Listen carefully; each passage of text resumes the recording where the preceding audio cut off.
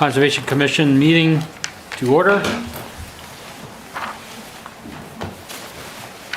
First order of business is to read the land acknowledgement statement. The town of Durham, New Hampshire wishes to acknowledge the spiritual and physical connection maintained by the Pennacook, Abenaki, and Wabanaki peoples to Endakina, homeland, Aki, land, Nibi, water, the Lawikak, flora, and Awasak, fauna. New Hampshire has been home to these indigenous people for thousands of years. The residents of Durham acknowledge the ongoing hardships endured by our indigenous neighbors after the loss of their unceded homelands, which we now steward. And we will work to foster relationships to support the well-being of indigenous people who carry forward the traditions of their ancestors. It looks like we have 4 people signed up for Zoom. So if you are on Zoom and you want to be acknowledged, you'll have to speak up because we don't see you on the screens here at this point. And we have no members of the Conservation Commission calling in, so we don't need to worry about that at this point. So I'd like to do a roll call. Why don't we start with you, Nick? Sure. Nick Lanzer. Jacob Craig. Steve Moyer, alternate. Michael Barron, town planner. And I have not heard from Ann Lightbody or Rob Sullivan or John, naturally. And unless Ann comes, we should appoint an alternate for her. I did receive an email today earlier that indicated that Ann would not be able to make it, so we can seat a member. So that would be Ben or Steve. That's correct. Any of you guys want to take it? We'll go with Ben today. Okay, very good. So we're seating Ben Phelps. Neil Slepian, Vice Chair. Dwight Trueblood, Chair. Ben Phelps, alternate. Darrell Ford. Veronique Luddington, Land Stewardship Coordinator. All right. So most present and accounted for. So I hope everyone's had a chance to look over the agenda. Are there any additions to the agenda or changes to the agenda that commissioners would like to make at this point? Seeing none, I will move that we approve the agenda. Seconded. All those in favor of approving the agenda for tonight's meeting? There are, 5 yeses and no nos, so the agenda is approved. So public comments, is there anyone that wants to make any public comments here this evening? Okay, it does not look like it. Anyone on Zoom? We do have a member of the public on Zoom with their hand up. Okay, why don't you go ahead and please state your name and your address. Yeah, I'm John Whiteman. I'm at 22 Deer Meadow Road. So, I wanted to just kind of talk a little bit about like some of the concerns I have about some of the proposed ordinances. So, I don't know what you guys are proposing to change, if anything, in the ordinances. So it's difficult for me to really understand, what to say without just repeating what's already been said in other public comments. But I would like to say that. The members of my community have written a very specific letter to the commission with thoughtful arguments and balanced solutions, as our goals, like yours, are to maintain a healthy and vibrant shoreline. And I would hope that you would take those suggestions and solutions into consideration. I'd also like to make a couple comments to the Planning Commission that may be present. So one of those comments is about the proposed SOD ordinance. And it's one of the most restrictive, if not the most restrictive, in the state of New Hampshire. And this will drive the value of the shoreline properties down. So that's one element I think that Planning Commission needs to think about. A second is, the restrictive business ordinances that we have, or building ordinances that we have, that are obstacles to commercial development and impede commercial growth. So if you take both of these things together, and if the overlay is approved as is, it'll reduce the value of our shoreline properties, thus reducing the future tax revenues, just like you've done with commercial properties in the town. So in essence, you are limiting the tax growth of the 2 most valuable revenue streams in the town. I just don't get it. So I'd like for you guys to consider how to make a balanced recommendation that's going to meet the needs of, our financial situation on the budget side, and also our need to be able to, use and value our property as it is. So thank you for that. Okay. We have this item later on our agenda, so we will be talking about a few things. I don't know Yeah. that they'll directly address those concerns because we've got some committee reports that we're going to be sort of comparing notes on. We weren't planning on getting into too much into the weeds today, but we have received all the correspondence that you referred to, and we are in the process of looking at that and thinking about how to incorporate that information into the edits that we're Yeah, doing right now. and I realize that, I don't know what you're going to be talking about, so I didn't know how to, respond, but I just wanted to make sure that, we were recognizing some of the counter, confluences that are impacting some of our situation in the town right now. Okay. Yes, Daryl. Just a procedural comment. There are only 6 of us here, so shouldn't the other alternate be Well, we have a quorum. seated? The seventh member is Rob Sullivan as the Yeah. planning Oh, board he's rep. planning board, So yeah. nobody can sit in for him, unfortunately. Good. So if I'm not here, nobody can sit in for me? That's correct. Correct. There's no replacing. We could try. Sorry. So any other public comments at this point? If not, we will close that part of the agenda and move on to our land stewardship update. Go ahead, Veronique. Good evening. So I finished all the easement monitoring fieldwork and the reports, so all that is done for the year. And we've also received a number of partners monitoring reports. To note that Southeast Land Trust now monitors only by aerial drone, so that's an interesting thing to consider. We benefited from I think we're about 810 hours of volunteer work for 2025. So that's about almost $28,000 worth of added value for the town this year. We are continuing to work on the Discover Durham Trails event planning, and we have a new member on the team, Bettina Sietz from the UNH Co-op Extension is kind of going to help Sarah and I because Erin is going to be away from the country for the next 6 months. So we've planned 2 walks in the winter. We have a children's story walk at Jackson Landings Nature Trail on February 8th. And on March 15th, we'll have a long snowshoe walk at Long Marsh, and we are trying to pair it with a history geology component. So Sarah and I have been contacting different people at UNH to get support on that. And we're continuing to try to vary the times and the days of the week between Saturdays and Sunday to reach a broader audience. So, because we got some feedback that some people could not attend on Sunday morning, things like that. So we are trying to have a good balance of times and days and see how that works. The BioBlitz work with the UNH capstone student I was mentoring for the semester has ended. We had a presentation together along with Haley Andriozzi from the Co-op Extension at the Durham Public Library, and that was recorded and it's available on DCAT, so it's on the website. And we're going to create a special page for the BioBlitz, so I'll include it in there because there's a lot of good information on what is a BioBlitz and how we are proceeding with it. Now we are moving on to the preparation phase with the subgroup. We're going to meet in January to basically plan the outreach to the volunteers, the specialists, and kind of plan the organization on the day. But I feel like we have a pretty strong base with all the work that we did with the students already. The survey of the Stallworthy property has been completed just on Friday, so the plans have been recorded, and same will be updating the website.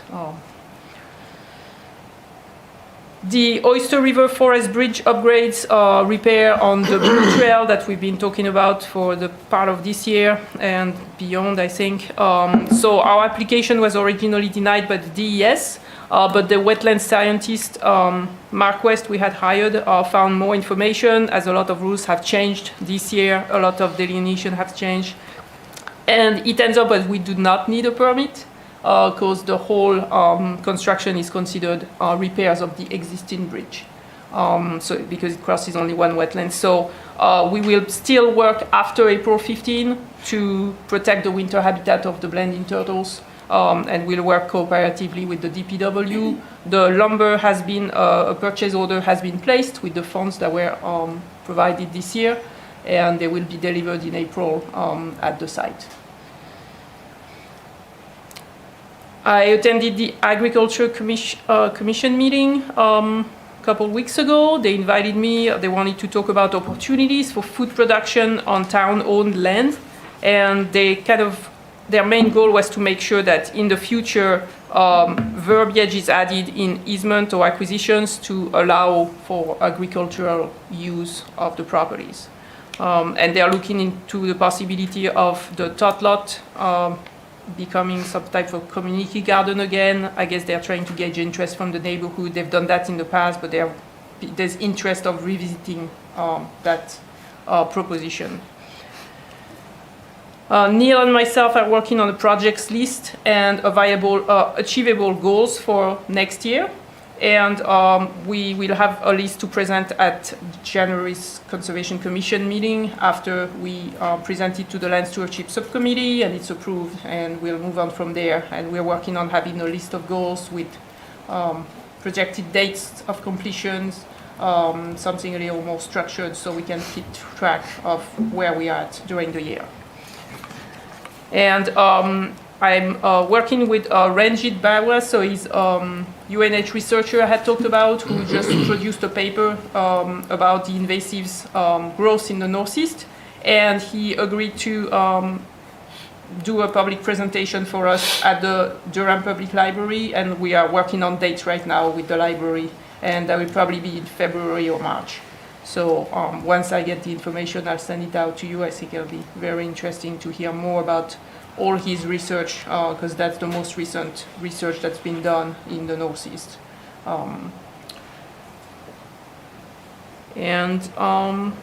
This winter I'm planning to work on projects, organizations, rallying more volunteers, more volunteer groups, looking into grants.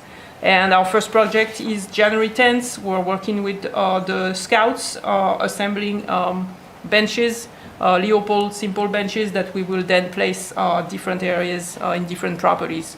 And so that's the first project of the year.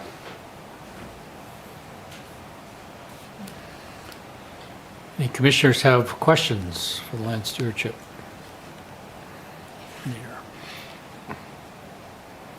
I would like to make a comment. So this really concludes your first full year in this position, correct? Yes. So I just want to commend you for a wonderful job, both in stewarding the lands, working collaboratively with across different committees and commissions and boards, and for your public outreach to schools, including the university, and also to the Riverwoods community. And I think you've done a terrific job, and we're looking forward to a productive and fun 2026. So thank you, Vera. Thank you. Thanks to everybody for their support. Any other questions? All right. Let's move on to our next agenda item. If you'll recall, at our last meeting, we had a presentation requesting some limited brush and tree cutting in the WCOD and SPOD buffer at 9 Old Landing Road and 14 Old Landing Road. This request came from Gary Hockruff to remove vegetation, and we asked him to go back and give us another, update the proposal.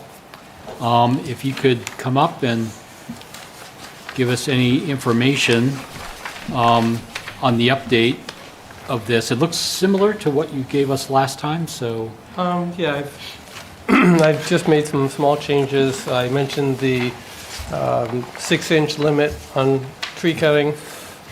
I expanded the study area, the area to include trees that we will not cut to attain the 50% rule. I added some words about invasive plants because there's a lot of that there. First time through, I didn't realize that was such an important thing. I should have. I also have a picture of should I pass this around? The machine that they'll be using. Yeah, that would be useful if you could pass that around. It's a Kubota KX080 with a particular head on it. And there was a question about the pressure on the ground, and Kubota says that it's 5.3 pounds per square foot, I think? No, per PSI, per pounds per square inch, which is comparable to a person walking. You know how long the reach is on the boom of this? Like, can it reach out like 3 feet, 5 feet, 6 feet? It's not long enough to reach to stay on the road and reach everything. Yeah. So Just so the other commissioners, you probably should have gotten a copy of the site walk that 4 of us participated in. It was myself, Neil Slepian, Rob Sullivan, who isn't here today, and Steve Moyer. We went and looked at the site, and the summary of the information there is in that site walk. Does anyone have any questions at this point? Remind everyone that we are going to treat this under the performance standards for buffers and woodlands under sections 175-65A and 175-76A of the WCOD. And if there are no comments or questions, go ahead. last time there was a concern about one of your regulations said that nothing could be cut lower than 3 feet, and yet you also want invasives removed. Was there any Yeah, so I was going to. reconciliation with that? Yeah, I was going to summarize sort of Okay. what we have, at least my understanding is, and anyone can correct me on the commission if I present anything here. When we went out on the site, a lot of it is just really, which we weren't aware of, but pretty scrubby brush stuff there. There isn't a lot of really big stuff in the area that you have circled there. Right. We did notice that there was one white pine that was growing along the edge that should probably be taken out so it doesn't interfere with the other large trees that are there. It's within, I think you had them marked. Okay. With the tags. There was can't remember the type, it was a fairly big tree with a pine right next to it. Okay. Like almost on top of it. So we felt that should probably be removed, just Okay. so it doesn't interfere with the other tree at all. And that we looked and found a few invasive species, but they weren't overwhelming as far as There's we could one tell. huge multiflora rose that just dominates the. That's right. And if it can be pulled out, that's fine without disturbing a lot, but it's really hard because of the Oh yeah. prickers and stuff. So we were thinking just take the brush cutter and trim that stuff down, but don't remove any of the root masses in that buffer area so that it doesn't create disturbed sediment that would then wash into that marsh there. It also looked like there were some fairly large, 4 to 6 inch wide trees there. Yeah, maples. Yeah, we're thinking that those should probably be hand cut if you're going to take those out. Okay. If you're leaving them in? My concern was they're tall enough to reach the power line, so I didn't want to do it myself. I Okay. don't have, Can your contractor do? yeah. I'm talking about the ones that are in that brushy area. Oh, there's like little tiny maples? Yeah, so what I'm Well, they're- talking about is all of the stuff that's in your little circular area here. Uh-huh, yeah. Yeah, so that's where we were understanding that the brush remover is gonna go in there, trim down all the small stuff, Right.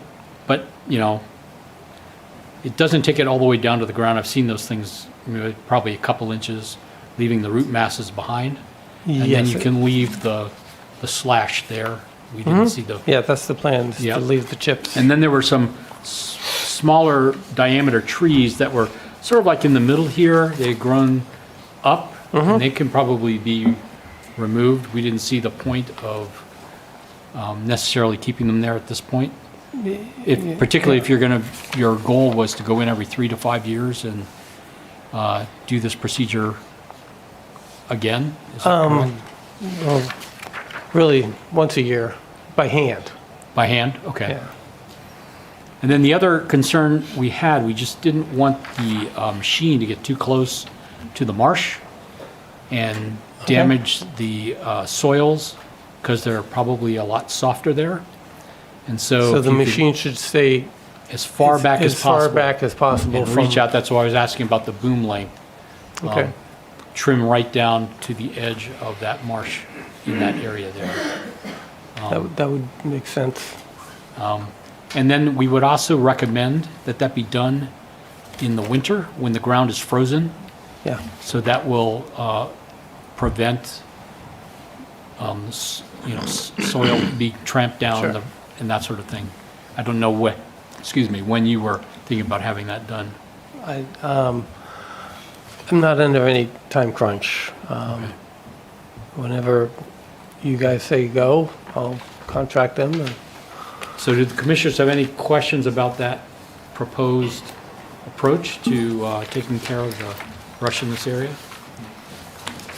If not, I'm going to move that we approve that the brush be allowed to be removed from that portion of the buffer as in the proposal here and as we discussed here tonight. I will second that, as I was Okay. at the site walk. Okay?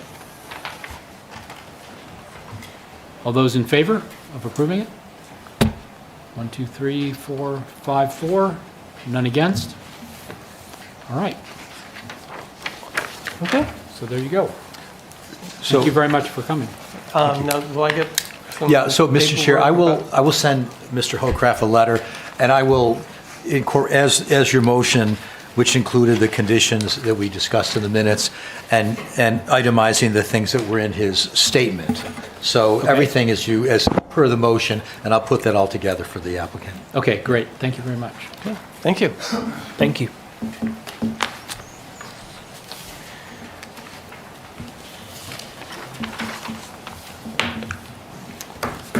Okay, the next item on the agenda is a request for comments on the NHDES application for One Riverview Court. If you recall at the last meeting, we were asked as a commission if we would do some sort of investigation into this particular parcel and some of the environmental concerns that people had related to this. I would like to note up front that we did send, or I should say that Michael sent a note to DES, and they indicated that we were outside of the 14-day comment window for them. So because of that, I still think what we're going to be talking about today is whether we as a commission want to put forward a note to the DES folks. They said that they would accept comments outside of that window, but it's at their sole discretion as to whether or not they want to take them up and review them and include them in any review of the project or I should say the permits that they're looking at. So we did receive materials from both the developer, pull that up, Gretchen Meisner. We received a letter from her. Is that, I'm sorry? Meisner. Meisner, okay, Gretchen Meisner. And then we also received some comments and letters from the neighboring neighborhood related to this particular project. And so is Gretchen our representative here today? I'm here to represent the Meisners. Okay. My name is Tom Sokolowski. I'm an independent wetland consultant. Okay, could you come up and,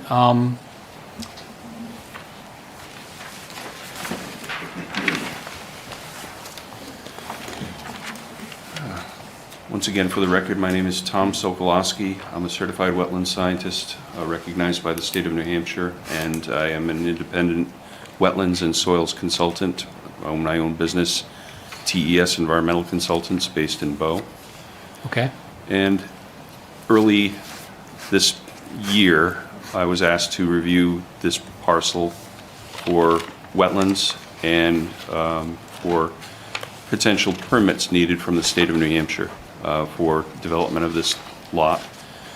The lot is an existing residential lot of record, correctly and properly subdivided in the past.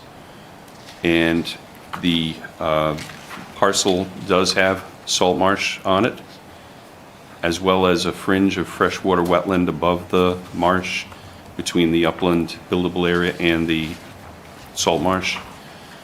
And so I marked the boundaries first of what the state regulates as a coastal wetland, which is determined as the highest observable tide line. The state has a strong definition for that, and basically it's, as anybody who's done any beachcombing knows, it's a line of debris that is usually consisting of natural vegetation remnants from either salt marsh, marine environments, local sources of leaves and such from trees, as well as any other debris, whether it's man-made or naturally origin. It's a line that forms at the highest point that the tide reaches, and that is considered the limit of jurisdiction for state consideration for tidal wetlands. They also regulate 100 feet inland from that as the undeveloped tidal buffer, but that is an area of upland that they allow certain work within, but would require a wetlands permit to proceed. And alterations of that area from the wetland boundaries downslope would also require permitting. So on this parcel, with the existing highest observable tide line and the freshwater wetland boundary, there is essentially very little, if any, land that could be developed without requiring a state permit for work within that 100-foot coastal buffer. And so that is what our application with DES is requesting. And they, actually Meisner Brem, the corporation that Kurt Meisner, the applicant, owns and operates, submitted the permit application with some assistance from me in technical areas such as the wetlands functions and values analysis that's required for the application, and as also the work that was done for the field delineation of wetland resources. When I visited the site, it was in January of 2025, I marked the boundaries of the highest observable tide line with blue and white striped flagging that was consecutively numbered, and I put on that flagging HOTL for highest observable tide line and numbered it from 1 to 20 something. And for the wetland boundary above that, I flagged that in pink and black striped flagging and marked that WF as in wetland flag 1 through 18 or some such. And the locations of those flags were determined by field survey following that for accurate placement on the site plans. Now, in the case of this particular property, there was no tide line in terms of a discernible tidal rack material in a linear fashion along where you would expect a high tide to deposit such material. And the alternate approach that the state recommends in those situations is that the limit of salt-tolerant vegetation be used as the highest observable tide line mark for that. That was the case here, where salt marsh vegetation, basically Spartina alterniflora, and a couple of other species of salt marsh grasses were located. Above that are freshwater vegetation, red maple, high bush blueberry, and cinnamon fern. Areas or plants that do not withstand tide water, saltwater intrusion. In the field investigation, I also noted that there were previous wetland boundary flags that had been placed. There were solid blue flags that were labeled HOTL, and I have a photo of that if that would be of any interest to anyone here. They were in the same areas that I was marking as the highest observable tide line based on the limit of salt-tolerant vegetation. Do you know who put those in? I do not. They did not have identifying company name or personal name on them, the initials that I saw. They were still readable in most cases in terms of the HOTL portion of that. And I took a photo of one of those, I believe it was HOTL 8 or something, that shows that that is basically at the limit of forest to salt marsh. And the forest species along the coast, in this case, are not salt tolerant. If the salt water were to intrude upon them in a regular fashion, it would essentially kill those trees and revert the area to salt tolerant vegetation. So, in any event, I helped Kurt Meisner and his wife Gretchen put together the application, turned over those materials to them. They carried them to the town here to submit the application, and the copy that went up to the state was delivered on that same day.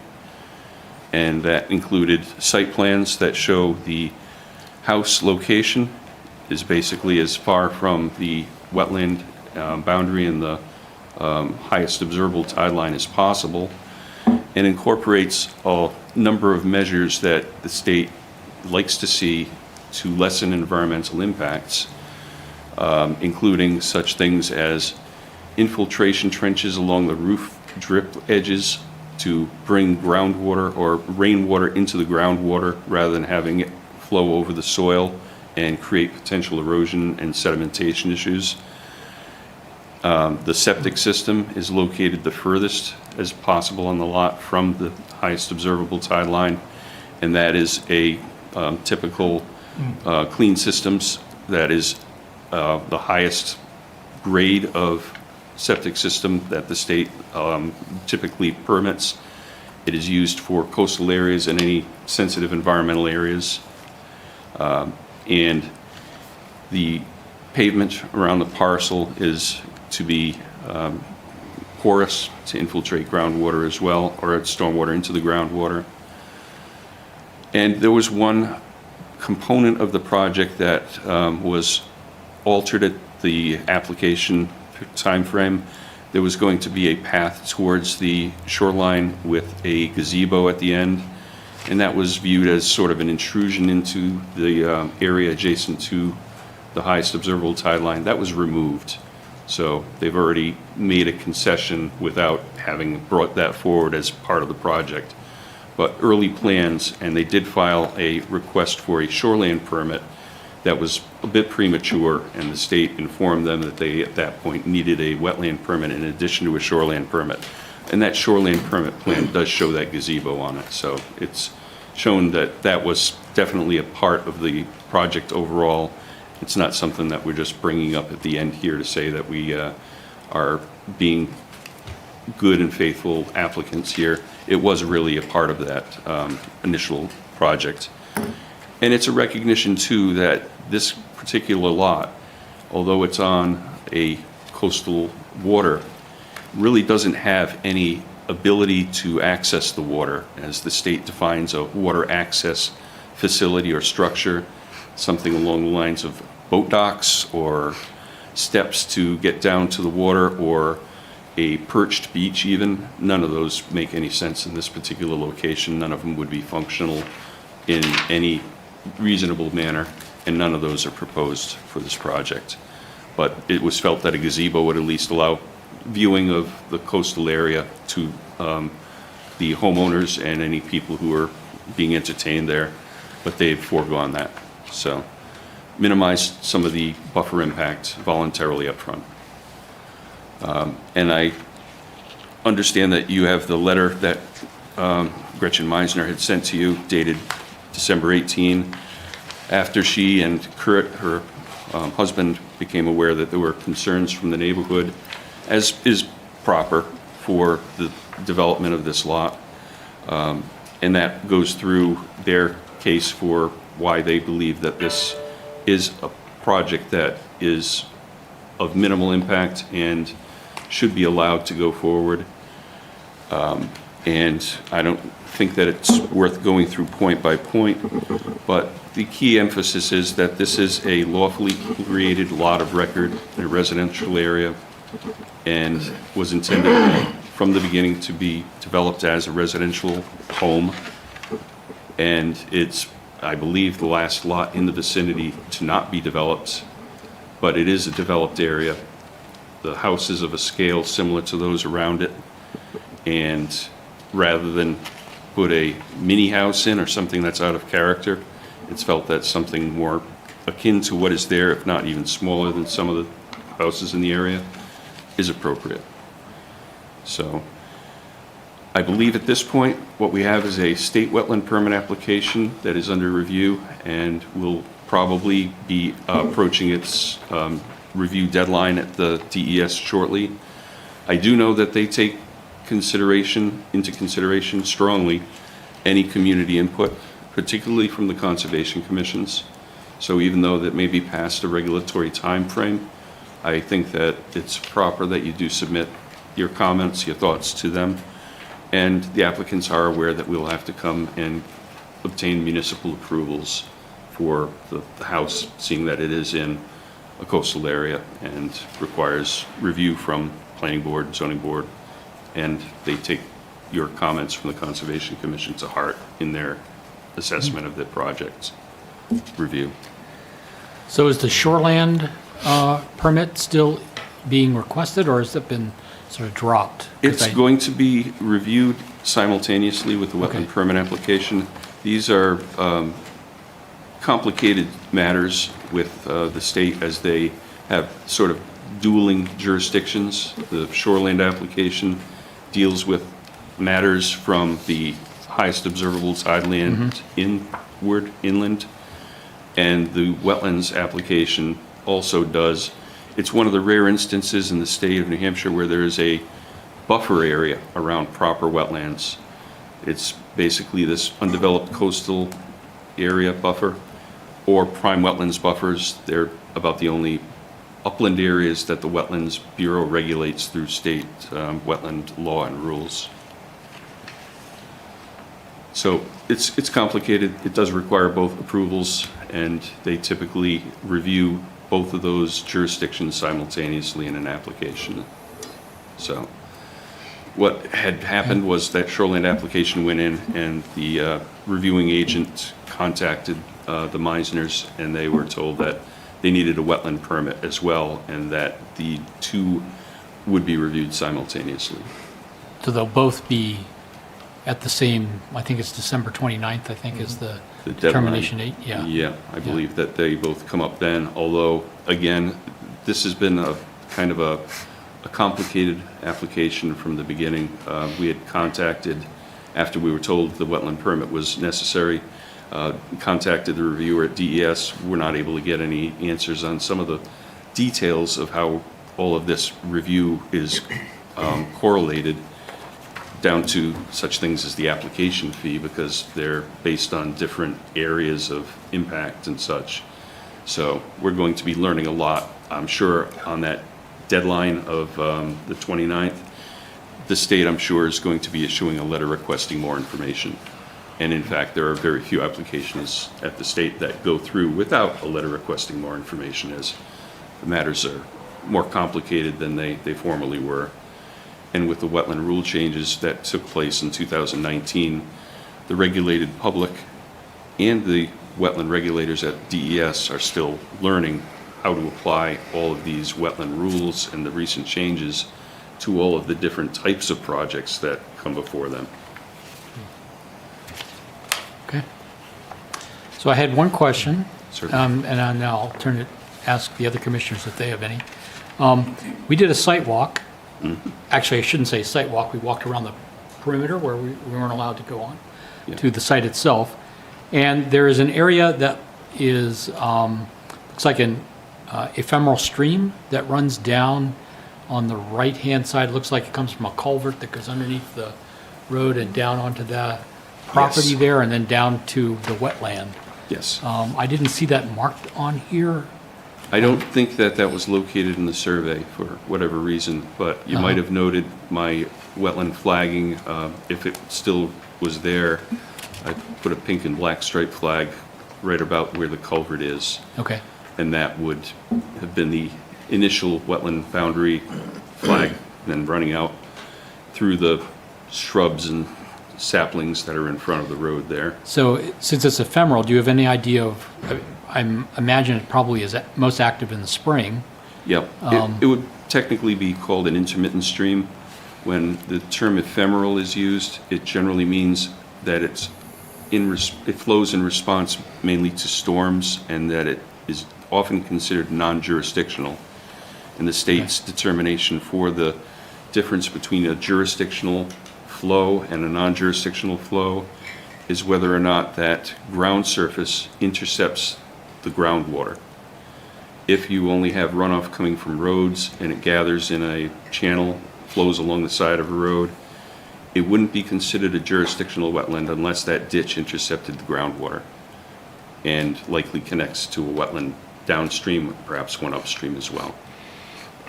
Oh, so that is an intermittent stream? Yes. And that is jurisdictional? Yes, it is. Thank you.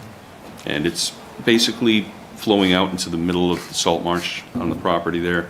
It becomes less and less distinct further from the culvert. Naturally, as the culvert consolidates flow, it's more apt to move sediment, and basically turns to salt marsh at some point out in the open grasslands and cattail area out in front of the culvert. And it looks from this particular diagram that we have that the area where that is located is not going to have any major removal of vegetation or No, fill or anything like that put in no there? work at all is proposed Okay. anywhere near there. It's all in that frontage area. And I don't know if you have a full-size plan. I have one that makes viewing easier if it's of some use. No, You I have just- 11 by 17s? I don't, this is, That's an 11 by yeah, 17. 11 by 17. Yeah. Basically, this is a full-size sheet of that, and it may be more easily read if you'd like to perhaps pass that along.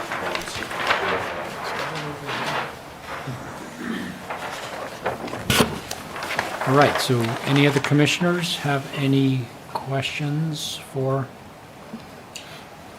Call me Tom. Tom? It's easier than the last name. Yeah, I have a couple of questions for Tom. go ahead. So, Tom, can you comment on the soil types? Yes. In the wetlands, they're basically a thin organic layer over basically marine clay sediments and relatively impervious in the salt marsh. You'll walk along in the area out in the marsh. In some areas, it'll be fairly firm. In some areas, it'll be less so, and you'll sink with mud coming up around the bottom of your feet to a degree. Coming up into the freshwater portion, the freshwater wetland portion, which is up gradient from the highest observable tide line, the soils are what we call poorly drained. They have a seasonal high water table within 12 inches of the surface at an extended period of time during the growing season. The soils above there have a higher or a deeper water table and basically meet the requirements that the state has for locations of a septic system. The septic system setback would be 75 feet at a minimum from the highest observable tide line and 50 feet from the freshwater wetland above that. And I did not do the test pit for the septic system design, so that, details of that would have to be answered by whoever had performed that analysis. Okay. So from the drawing, it seems as though the entire structure of the house, the entire footprint of the house is inside the buffer. Yes. Okay. And the septic system setback, you said, was 75 feet? 75 feet minimum from the highest observable tide line, but since the state regulates that undeveloped coastal buffer as a wetland resource, I'd have to look at the plan to be sure of this. It may be that it has to be located further from the wetland, but Yeah, I'm just again, looking I'm at not a our... septic designer, so I don't know all the ins and outs of the locations of septic system in relation to all of these factors. Okay, because what, I guess I'm just trying to figure out what standard we're supposed to apply, because in our shoreline protection overlay district document, it calls for septic setbacks to be 125 feet. So is that something that you were I'm not- aware of, or you were? I'm not going by the- able to address that.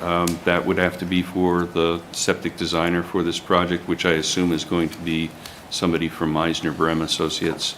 But they're aware that they need to approach the town with applications for permits and requests for any waivers that might be needed. Okay. Well, I guess the reason I'm asking is because because the setback, the buffer distance is 125 feet, and the house is completely within the buffer, and the septic setback is 125 feet. So I guess I would just wonder whether there's enough room from the reference line to actually locate a septic system 125 feet back. That may or may not be shown on the plan. Okay. So if you wanted to look at that more closely, it's not something that I was familiar with. Okay. And Neil, in talking with Michael, if they are going to develop this lot, they would have to come to us for a zoning variance, For a Special exception. special exception, I'm sorry. yeah. a special, Right, as- conditional use? No, as I Special interpret the ordinance, there's a section under, it's actually under non-conforming uses, 179, 17529B, that is, refers to lots that cannot be built under the requirements. So it would not be a conditional use nor a variance. However, our ordinance is a little complicated and even contradictory, so once they, if and when they do submit an application to the town, we will be following the guidance of our town attorney about exactly how to follow, what permits are needed. But I believe at a minimum, this special exception would be needed. There may be others. I'll pass that along and make sure that the project team putting that information together understands the issue, if not all of the details that you say are fairly complicated. Would that be a zoning then? Yeah, so that would go to the Zoning zoning board of adjustment. Okay. Per the ordinance, the Conservation Commission is notified, and hopefully you'd have an opportunity to comment that would fit in, that the ZBA would work around, your timeframe. But we'll see, once they submit something, then we'll figure out the exact process. So I'm a little confused as to what our role is actually in this. You mean tonight? Well, just in general, yeah, well, tonight and then in the future.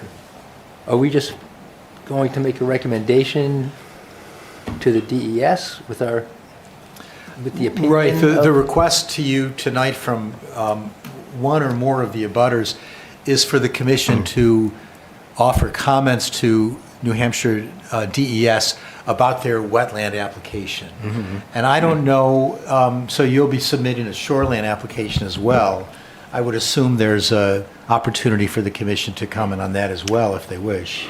That may be something that you would want to put in your letter to DES to clarify how that would be handled, because it's not entirely certain to myself if there's technically a second application, or if they review it with the understanding that it requires that approval, and in their review of the wetland permit application, make the determination as to whether or not there's compliance with the shoreline rules and law.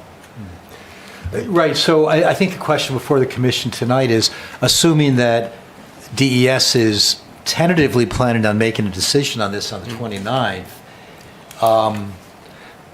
then it would be advisable for the commission to offer comments tonight, if you can. So those would almost certainly get to DES before they make a decision. If you wait until your January meeting, most likely, I assume they'd have a decision prior to that.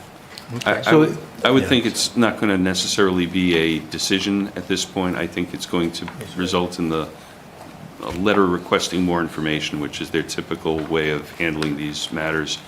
As the year are no doubt a couple of questions that they have in relation to our application that they want to see clarified before they say yes or no. Okay. Any other really burning questions here? Because I think we need to move on to the... Okay, I just have one more question. Okay. So this is really for you, Michael, and for our edification. So when this lot was created as one Riverview Court, was it created at that time as a buildable lot, or was that not investigated at the time? I have not done research on this.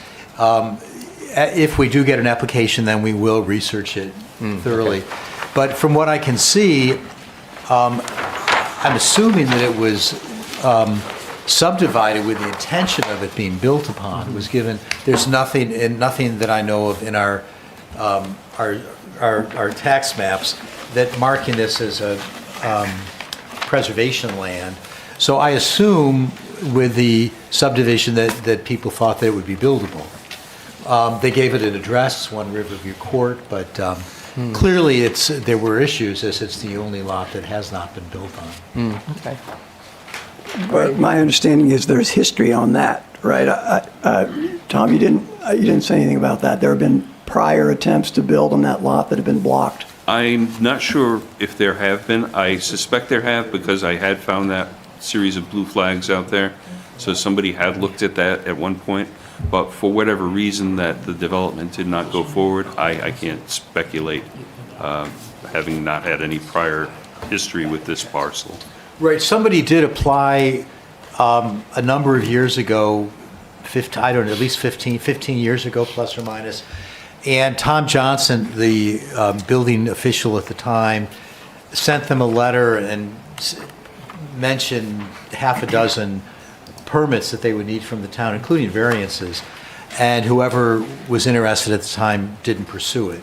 I'm not sure that his list of permits needed was either actually accurate or up to date, but there was someone who pursued it in the past. Dwight, how are you going to proceed? Are you going to have the homeowners comment Yes. next? So the next, we were going to have the homeowners that have expressed some concern about this come up, and/or the representative. Okay. And then we can give you 5 minutes of rebuttal if you feel that's necessary or not. I'll leave that up to you. Thank you. And then we will move into determining what our next move is going to be. All right. So, Tom, I think the other thing, I was with the site tour and we talked to the homeowners who are concerned. We talked to the homeowners consultant who gave what I thought was a compelling presentation. Just remembering, my best recall of one of the things that he raised that you were talked about was the high tide mark. And you talked about saltwater tolerant vegetation. I think he raised the concern about your determination on the vegetation being done in January when it would be hard to actually see the vegetation. How would you respond to that? It was not hard to identify the vegetation. There was no snow on the ground. I took photos of the property as I typically do ever since film is no longer needed for your cameras and photos are essentially free. And it's basically, it was snow-free, the ground was thawed, and I was able to auger into the soil to check. And the vegetation is readily identifiable as what is salt tolerant and what isn't. Typical freshwater wetland vegetation is present in the wetland portion, the freshwater wetland portion. Clearly non-salt tolerant. species like red maple and high bush blueberry and cinnamon fern. And there's a clear mark between that and the salt-tolerant vegetation, which are typical salt marsh species, salt marsh cordgrass, salt meadow cordgrass, and so forth. So there's a clear boundary between the two, and that is what I flagged, and that is what somebody prior to me had flagged as well as the highest observable tide line. Thank you, Tom. It's good for you to be here. I would appreciate it. I actually have been going on to the property itself. It just seems to me that it's awfully hard to do a project like this in that particular place without having pretty significant impacts. But I understand the reason for us not being allowed to be on it, but it would have been really good to. I'll pass that on to the owners and the applicants. They'll see if that's something that could be arranged. One thing is certain that DES staff have every right to access the property regardless of any signage on there, as that right of exclusion is waived once you file a wetland permit application. So state agents can go on there and verify any of the delineation work that I had done. So Okay. they'll be able to give an expert opinion on that. Yeah, if they do submit an application to the town, then you would certainly have the right to walk on the property. And that will be coming because we understand there's no way to get that work done without having the local approvals in place. And you, as the Conservation Commission, have a strong advisory opinion on that to pass on to the zoning board. All right, thank you very much, Tom. You're welcome. So, anyone from the concerned neighbors want to come up and?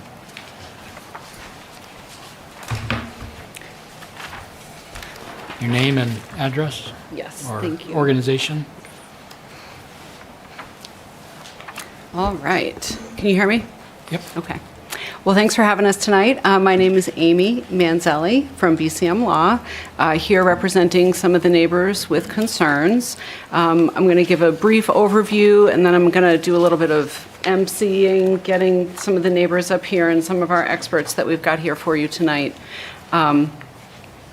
Like Mr. Sokolowski, my last name, Manzelli, is very hard. You can feel free to call me Amy. Everybody does because of the last name. So let me just jump right into a couple comments in support of why we're here tonight and in answer to some of the issues that came up in the first presentation. So just to set the stage, we are here tonight to request that the Conservation Commission send comments to the Department of Environmental Services requesting that the department deny the wetlands permit, and that to the extent the shoreland application is pending, that the department deny the shoreland application. And so we see our job tonight as to provide resources to you to help support and explain why we think that that's a reasonable ask. So in terms of the standards to apply tonight, I know that was one of the questions, and I had planned to clarify this. It is not time for the Conservation Commission to dig into Durham's laws. So Durham's tidal buffers, Durham's wetland buffers, that is not at issue right now. Right now is the state wetland law and the state shoreland law, and whether the applicant has satisfied the requirements for those permits to be granted. We don't believe that they have. But in terms of the standard that we're asking you to look at, that's the standard that we are asking you to look at. So I wanted to make clear on that. And only if those state permits are granted and then those local applications come into play, that's when it would be time to discuss Durham's laws. So I'm not at all sort of like brushing aside those actually quite remarkable municipal laws that you have on the books here. It's just that right now is not that time. Right now is the time to look at the state laws. And I also wanted to clarify about your role with respect to reviewing and commenting on any wetland application, including this wetland application. That is a major function of conservation commissions. And you are well within your rights to share your opinion with the department anytime you see fit on any wetland application in your town. That 14-day thing, that triggers a prohibition at the department. If you tell them within 14 days that you're going to provide comments on an application, they cannot decide the application until you get your comments in, subject to certain deadlines. So that's the deadline that was missed here. That deadline having been missed does not at all mean you cannot make comments. You absolutely can, and by law, DES must consider them. They don't have to follow them. They cannot do what you say, but they have to review them and they have to consider them. Now, in practicality, as Mr. Sokolowski said, DES does put a lot of importance into what local conservation commissions have to say, because they know, just like we know, that you all know the area of land at issue better than folks sitting in the office in Hazen Drive do. Okay. So we submitted our package as soon as we could. Hopefully you had a chance to review it on Friday or over the weekend, worst case scenario today. But I'm going to go over a little bit of it for you. So there's a wetlands application, obviously. There is definitely a separate shoreland application that has been filed. In our letter, we referenced the shoreland file number. It was filed much earlier this year, and it should, by law, be deemed to be denied because the department asked for more information, and that more information was not provided by the deadline. I included in the packet a printout from the DES online database that shows the status of the shoreland application. It's listed as still being active. So that's why we're talking to you with a little bit of uncertainty. You know, to the extent that the shoreland application is pending, which we're not exactly sure about, we are asking you to please ask DES to deny it. And I just want to mention a couple other things in the packet here. We have a report from John Perry. He's a certified arborist.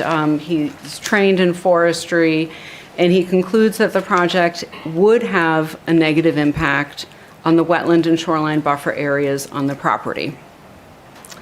We also have a detailed report. Let me just make sure. I'm only summarizing, folks, that, yep.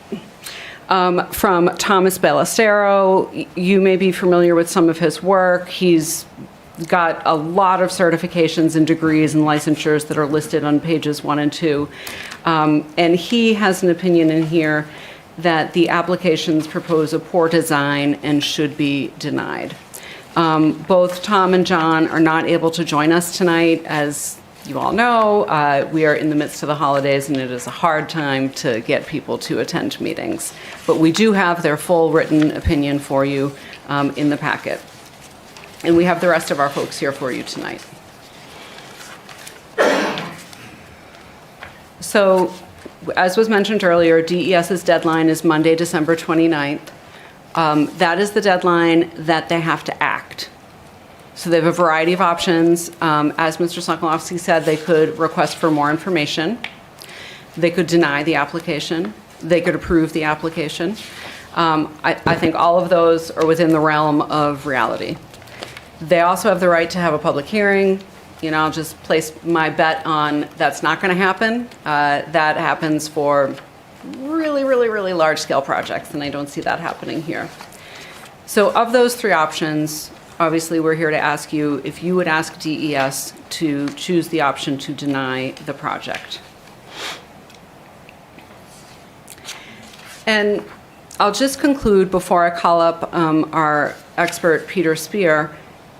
with my remarks by talking about the legal status of this lot. So there's no dispute that this lot, One Riverview Court, was subdivided off decades ago. And there's no dispute that this is a lot of record on the books in Durham. I think where we might have some room for debate is our position is that does not mean it's buildable. Just because you have a lot of record doesn't mean you can build on it. There are a host of state laws, municipal laws, even sometimes federal laws, if you happen to be in a flood zone, that would make a lot of record not buildable. So in our view, that just doesn't matter for what we're asking you to ask DES to do, which is deny these applications. So without further ado, I know the lawyers aren't always the most helpful folks in the crowd, so we do have Peter Spear here. He's a certified wetland scientist, among many other things. So Peter, you want to come up and join me?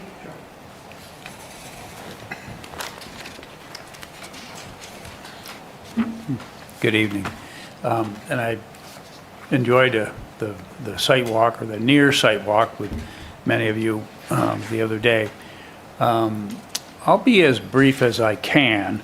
I do have history on this project, or this land, and looked at it and had full range of motion 20 years ago when another applicant proposed a different home on this site. So I was able to, it wasn't posted, we weren't prohibited from walking over the land at all.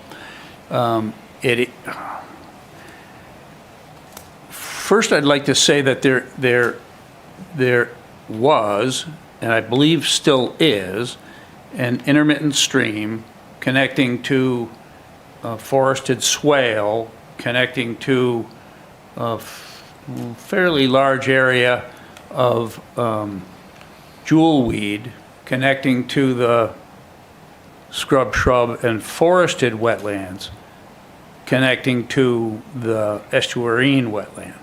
On the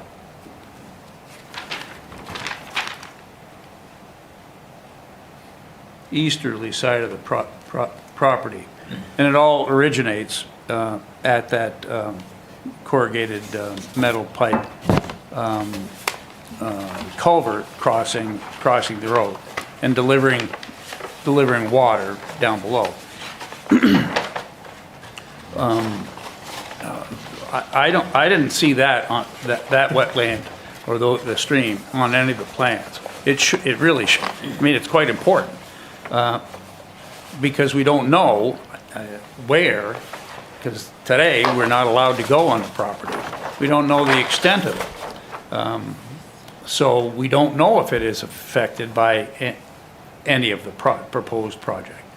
So that's really critically important.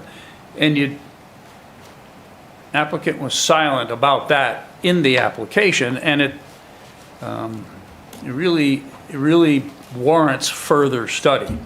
In January 2nd, 2025 is not the time to do a proper analysis of wetland delineation or of high tide delineation. I specifically want the Conservation Commission to understand that in the year 2005, when I was on this property, and this time I was there in June, and I observed with binoculars from the adjacent property owners, I observed a considerable push line of leaf litter that had been moved inland into underneath the forest, the upland forest. Now, in some places, it was in the vicinity of Tom Sokolowski's edge of high tide line, but in other places, I believe it was several feet, maybe not 10, but 5 or more, and we don't know because it wasn't delineated during the growing season when it is more appropriate, especially on high-value wetlands such as an estuarine wetland. Durham has plenty of them. Concord doesn't have any of them. Tilton, where I live, doesn't have any of them. It's quite rare habitat in the state of New Hampshire. This little 1.4 acre parcel has shrub wetlands, a distinctive habitat type from forested wetlands, from estuarine wetlands, from intermittent streams, and from high-value, hard-mast oak hickory upland.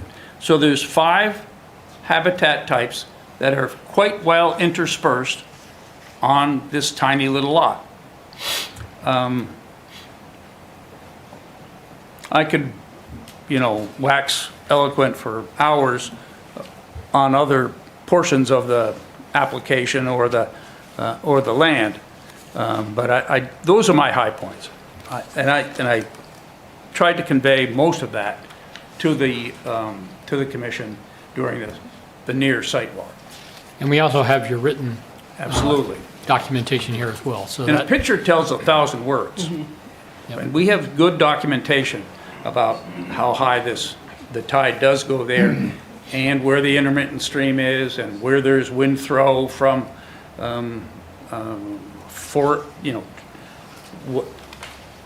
wetland tree species that are shallow rooted and are subject to wind throw in the wetland that was not marked on this application. okay. Commissioners, do you have any questions for these? Go ahead. Thanks, Steve. Dwight. Amy, you talked about the state standard, but I don't think maybe I missed it. I don't think you described what it was. Can you explain why this project warrants a denial? Tom mentioned minimal effect or minimal impact. I'm not sure the word. Is that the standard? So if you could talk a little bit about that, I'd appreciate that. Sure. I'll do my best, and then I'll ask Peter to correct everything that I may have missed or misstated. So the state wetland standard writ large is to avoid, minimize, or mitigate impacts to wetlands. That's really the crown jewel standard. Within that, there are lots and lots and lots of minutia. And so that is what Peter and John and Tom Ballestero have addressed. But just as a quick example, as Mr. Sokolowski discussed, some of the wetland permitting is, the requirements are based on where the highest observable tide line is. So the requirements are not set in stone. First, you have to figure something out, and then from that is where you go. Same concept with the Shoreland Act. You're going to figure out where your reference line is, and then from there, you're going to move backwards. So we've submitted photos that literally show the tide higher than where the wetland application shows the highest observable tide line. So that's a specific wetland permitting requirement that we would submit the applicants can't have satisfied because they started, their foundational data is wrong. Where they've marked that highest observable tide line is not supported by the evidence that we've put in.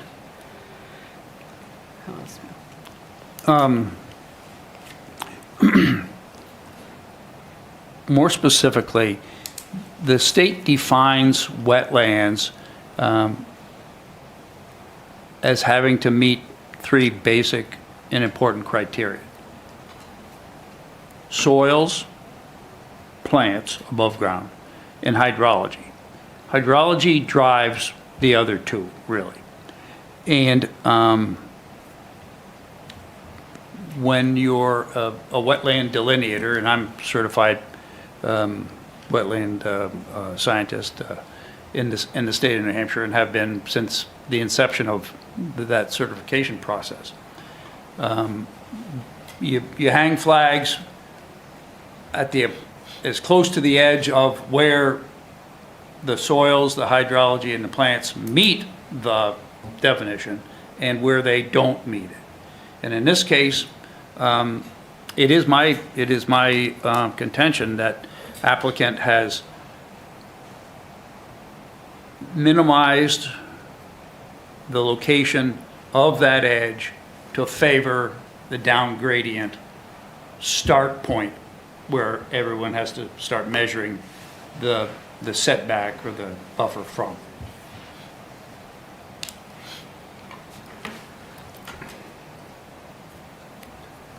Go ahead. I'm sorry. Peter, do you recall whether those blue flags are yours? No, they were not. They're not. Okay, so No. someone else has been in there in the interim? Apparently. Yes, since the year 2005 when I was there. 2005, yeah. Yeah. No, none of those flags would still be resident to the location. Plastic. Any other questions? Go ahead, Neil. So, Mr. Sokolowski described the soil types. And the way he described them, it seemed as though it was suitable for a building. Would you dispute that? The location of the building, the driveway, that sort of thing is in upland.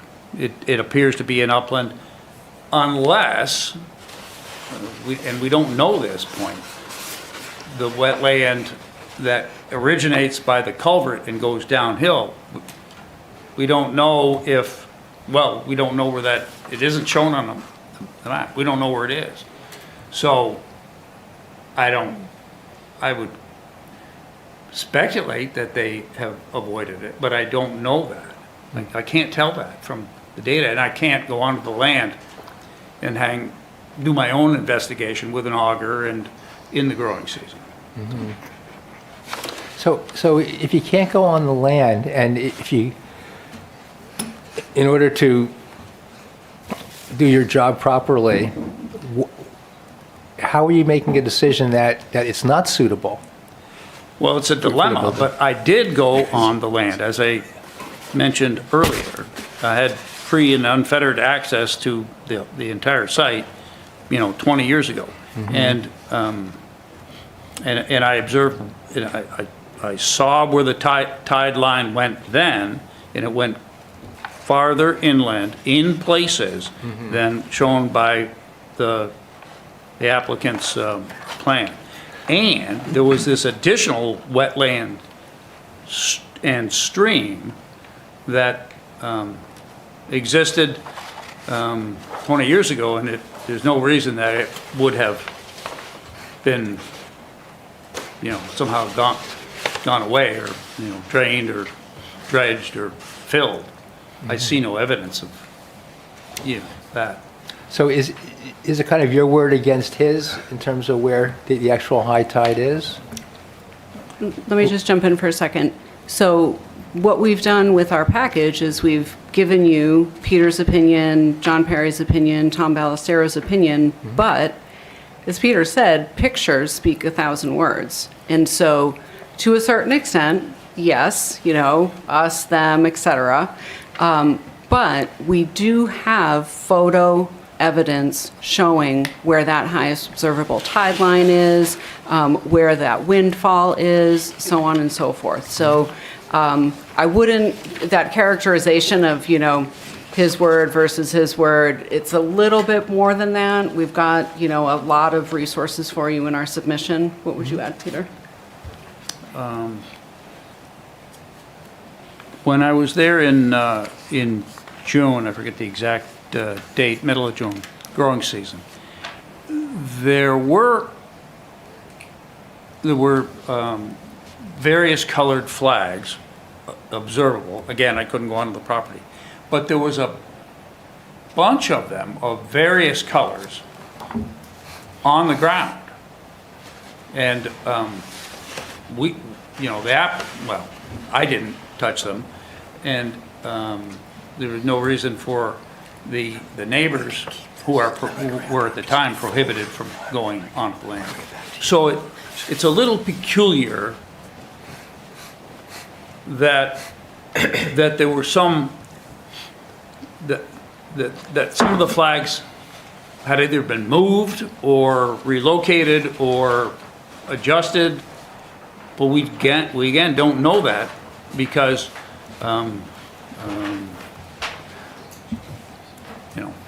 it's unclear.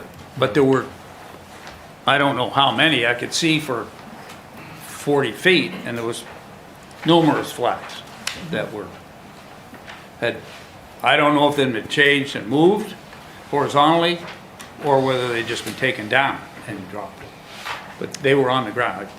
They were on the ground. I did want to add with respect to soil type, Mr. Perry noted in his comments that on the plans, and this applies to both the wetland plan and the shoreland plan, only the genus of the vegetation is listed, not the species. And I'm overstepping my qualifications here, but I recall, and it's in your packet, he used 2 different types of maple as an example, one of them being water tolerant, one of them not being water tolerant. And so these plans, another deficiency in these applications is that the vegetation should be labeled with species so that you and the department can use those vegetation labels to infer soil type. So for the water tolerant vegetation, you're dealing with wetter soil. And so that's a part of the soil type identification issue. Any other questions from commissioners? Can I keep going with a couple more questions? Or Are they or do I? substantial from your No. perspective? You're very minor and insignificant. No, I just have a question about, if I may. Yeah, go ahead. Okay. So you're asking us to write to DES and ask them to deny this based on Mr. Spears and the other information that's in here. And Tom Sokolowski is giving us, competing information. And when we make a decision, we usually do it based on our criteria for the town.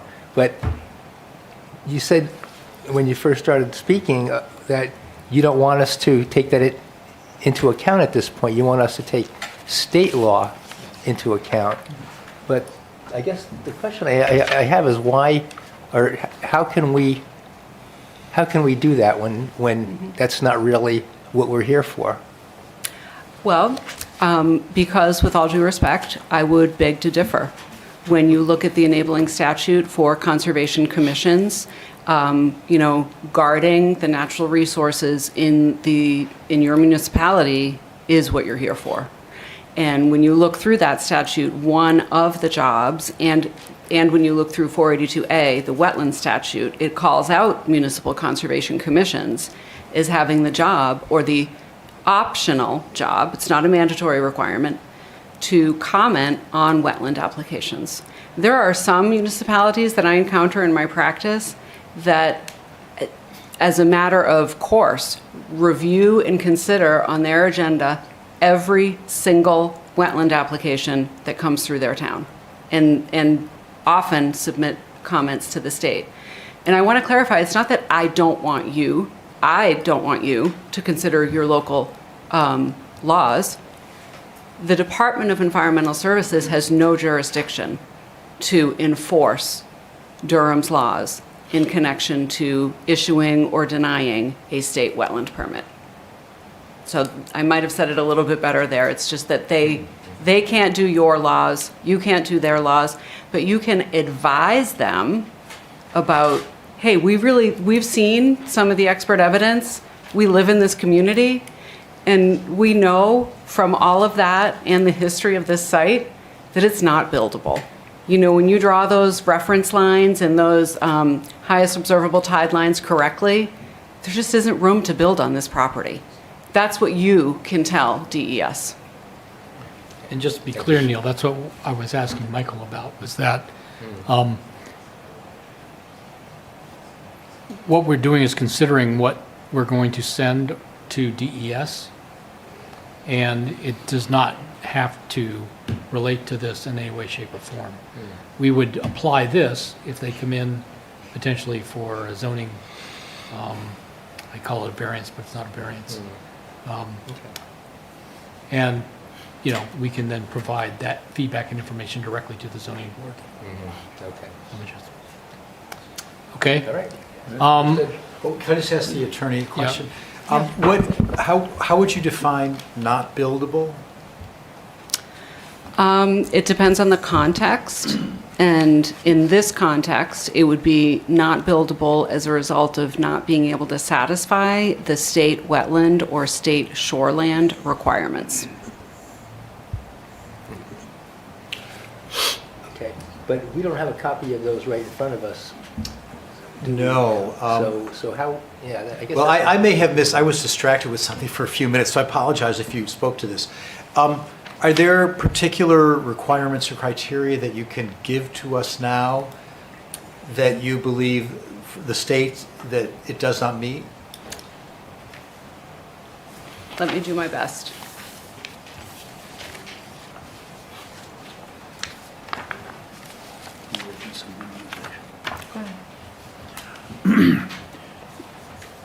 An applicant has to demonstrate through their submission that they have avoided any wetland impacts or the buffer impacts that are under the state's jurisdiction to the maximum extent possible.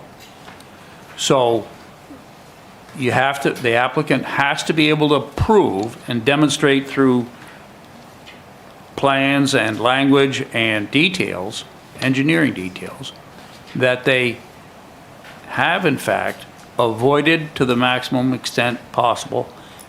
And when they can't avoid, they have to minimize those impacts to the maximum extent possible. So, so if they have to cross a wetland, they should cross it at the narrowest point. Or if they have to encroach on a jurisdictional buffer, they do so in the minimum amount of square footage possible.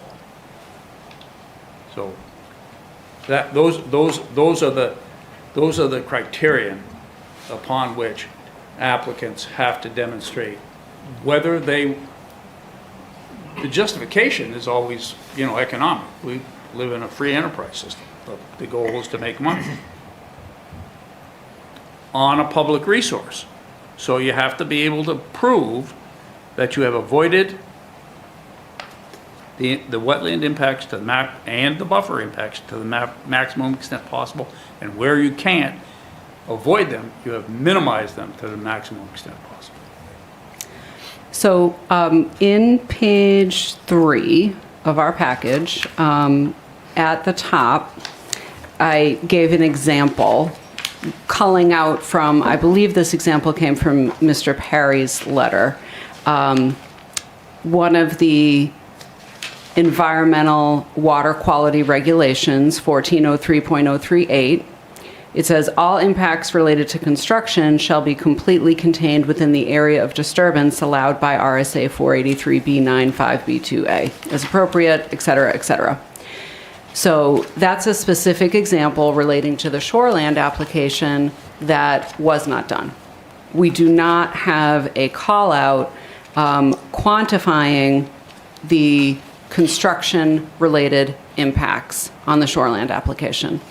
Now, later in the letter, we talk about how that same defect affects the wetlands application as well. So there is not a call out on the plan as to where, how long construction impacts are going to be characterized and how the permit would account for that. the acreage, and then there's numbers 1, 2, 3, and 4 on page 3, which all relate to requirements that the consultants describe that come from the legal requirements. So we don't have the acreage of the impacted area. We don't have the acreage of the impacted area within and without the tidal buffer. We don't have the quantification of tree removal for the shoreland application. Number 3 is talking about construction area impacts again for the wetland area. And just making the note that, you know, it logically, when you look at the plan, there's a very, very small yard anticipated, and it just, it doesn't seem logical that that small yard would be enough to house the construction area. And then going back on between the shoreland application and the wetland application, there are multiple inconsistencies, and so it's a matter of not putting the department, the applicant has not put the department in a position to be able to know what the impacts to the shoreland and the wetland are. Now, I did note in my letter, one of the inconsistencies was the presence of the gazebo in the path in the shoreland application and the absence of the gazebo in the path in the wetland application. And I think Mr. Sokolowski sufficiently addressed that tonight. The applicant has made a change to their project. They are no longer pursuing a gazebo or a path.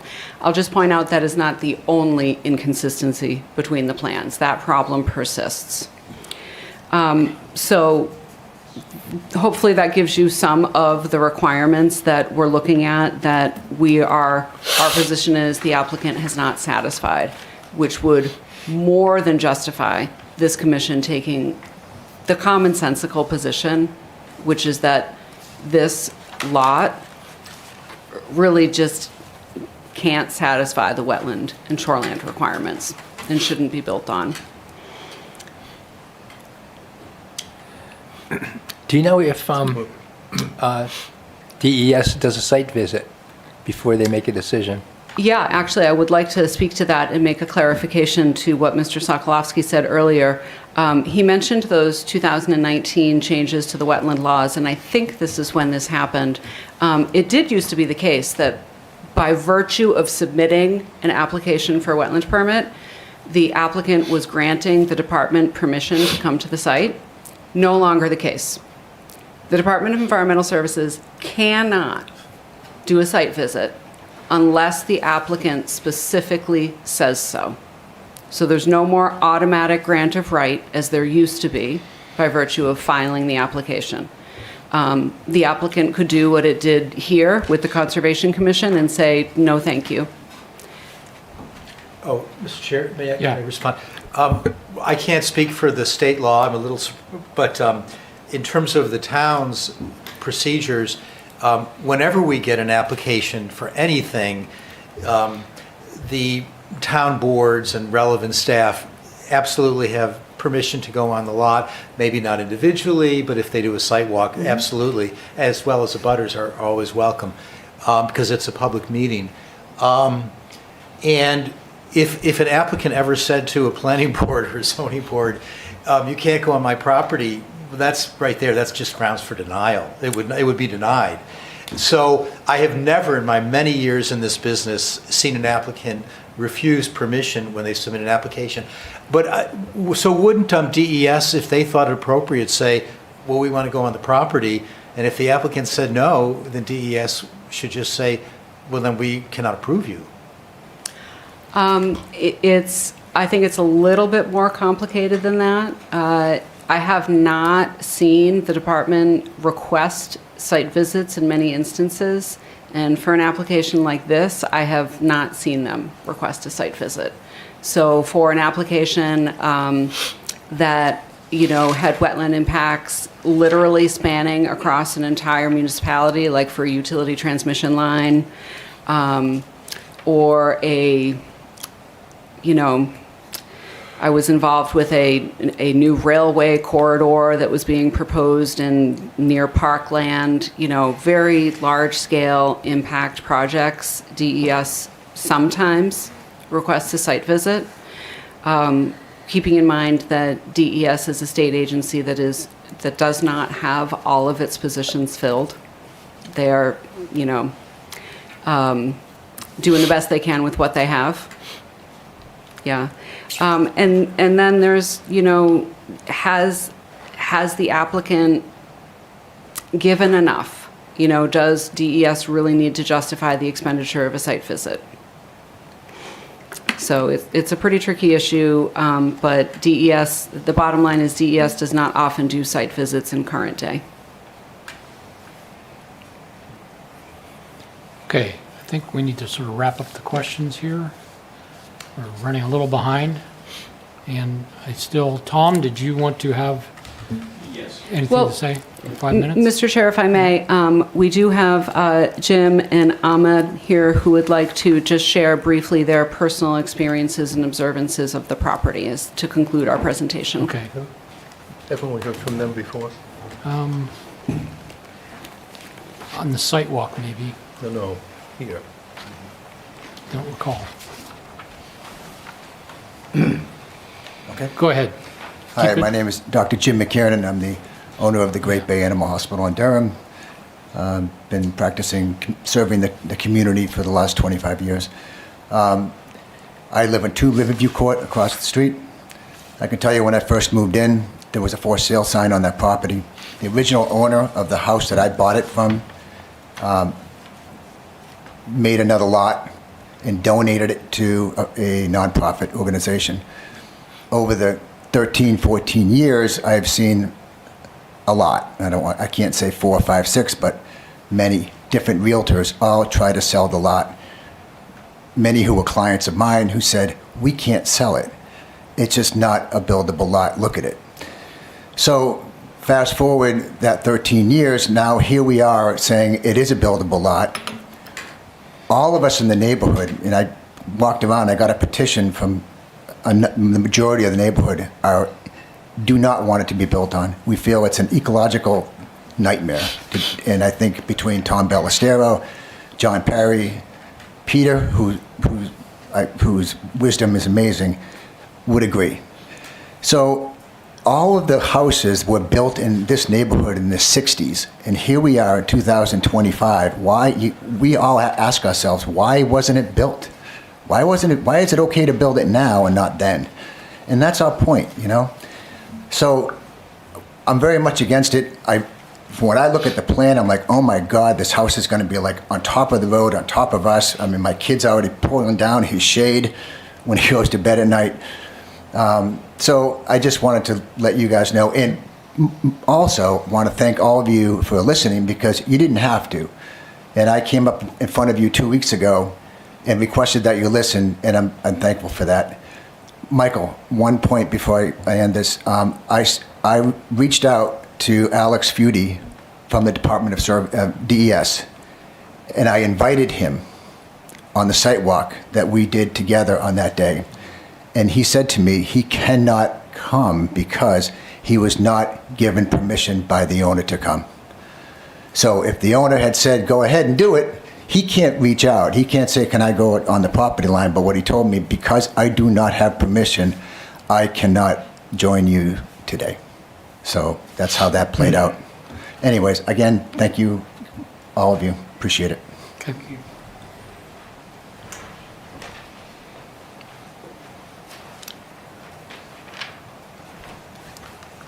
Hello, everyone.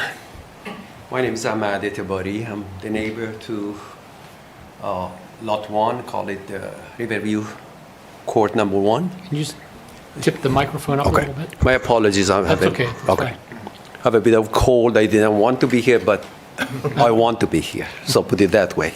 So I think you have already heard the story. I'm totally opposed to seeing any dwelling there. When we moved to Riverview Court number 3, which is our house, neighboring the lot in question, at the time we were about to purchase the property, the notion was that Riverview Court number 1 was not buildable.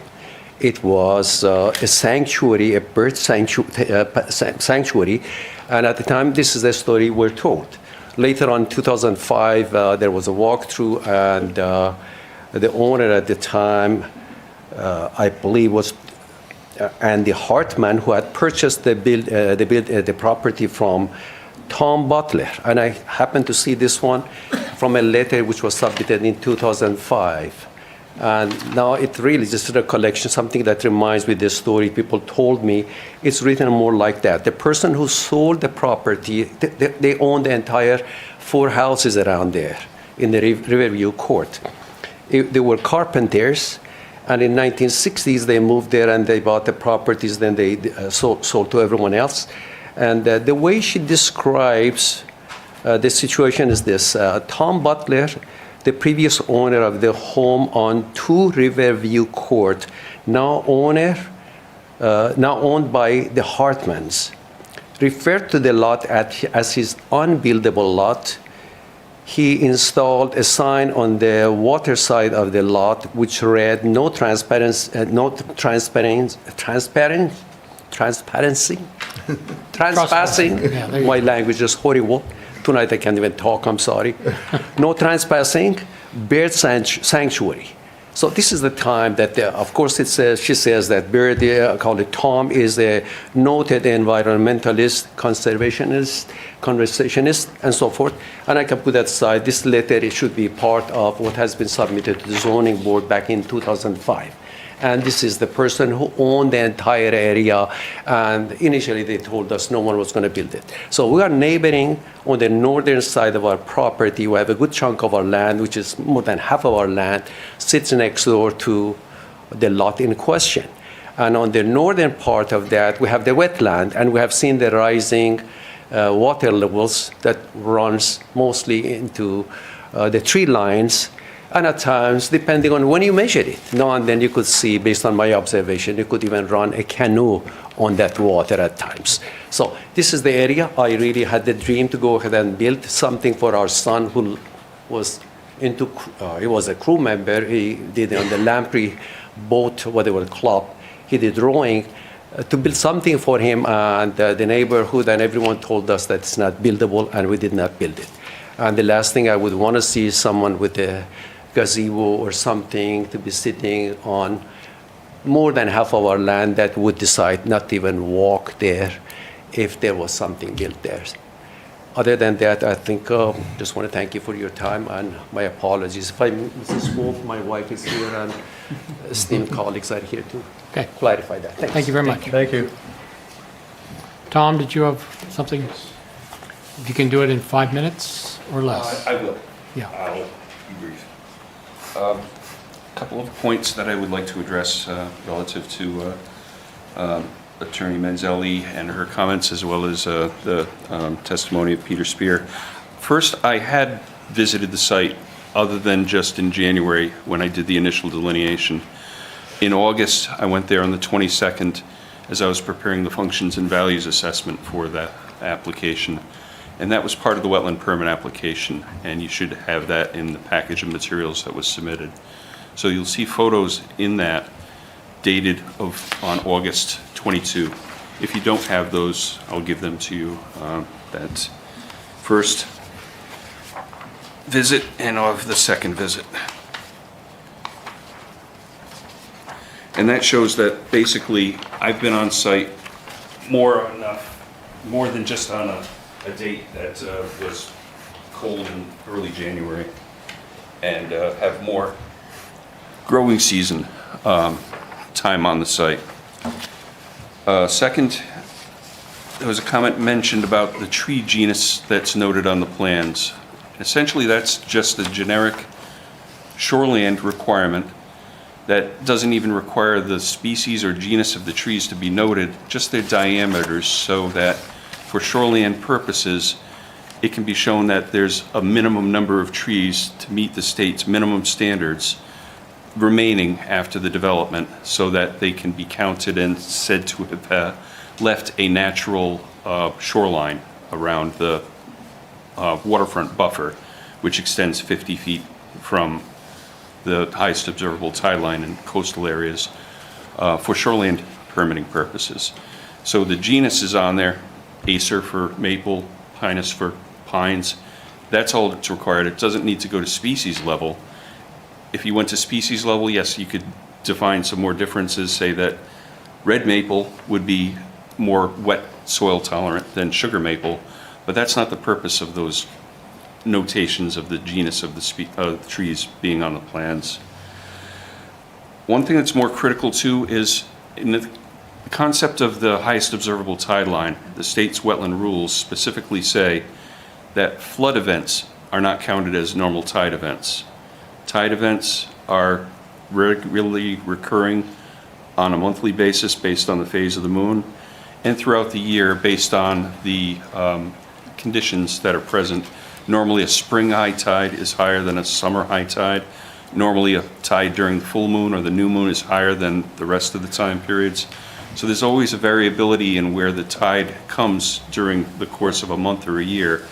But then there are storms that come up the coast and they push water inland and create flood events that are not what the highest observable tide line is meant to indicate. So photos of surface water don't on themselves show tidal influence only. They could be showing storm influence. Second, there was a question of what the applicant's responsibilities are to show that the project has avoided wetland impacts to the greatest extent possible. In this case, it's not possible to totally avoid them because the buffer extends almost to the property line along Riverview Court. Minimize, that's what has been done, and as the attorney mentioned, we've removed the gazebo as an intrusion further into that than we felt was necessary. And the idea that the wetlands wetland impacts and buffer impacts need to be the least possible to get the project approved. The term that's used by DES is least impacting practicable alternative. And there's a subtle difference there, but possible, space flight is possible, that's one thing. Practicable though, if it costs thousands and thousands and millions of dollars for something, yeah, it's possible, but it's not practicable. And the state does not force somebody to do something that's not practicable in order to minimize wetland impacts further.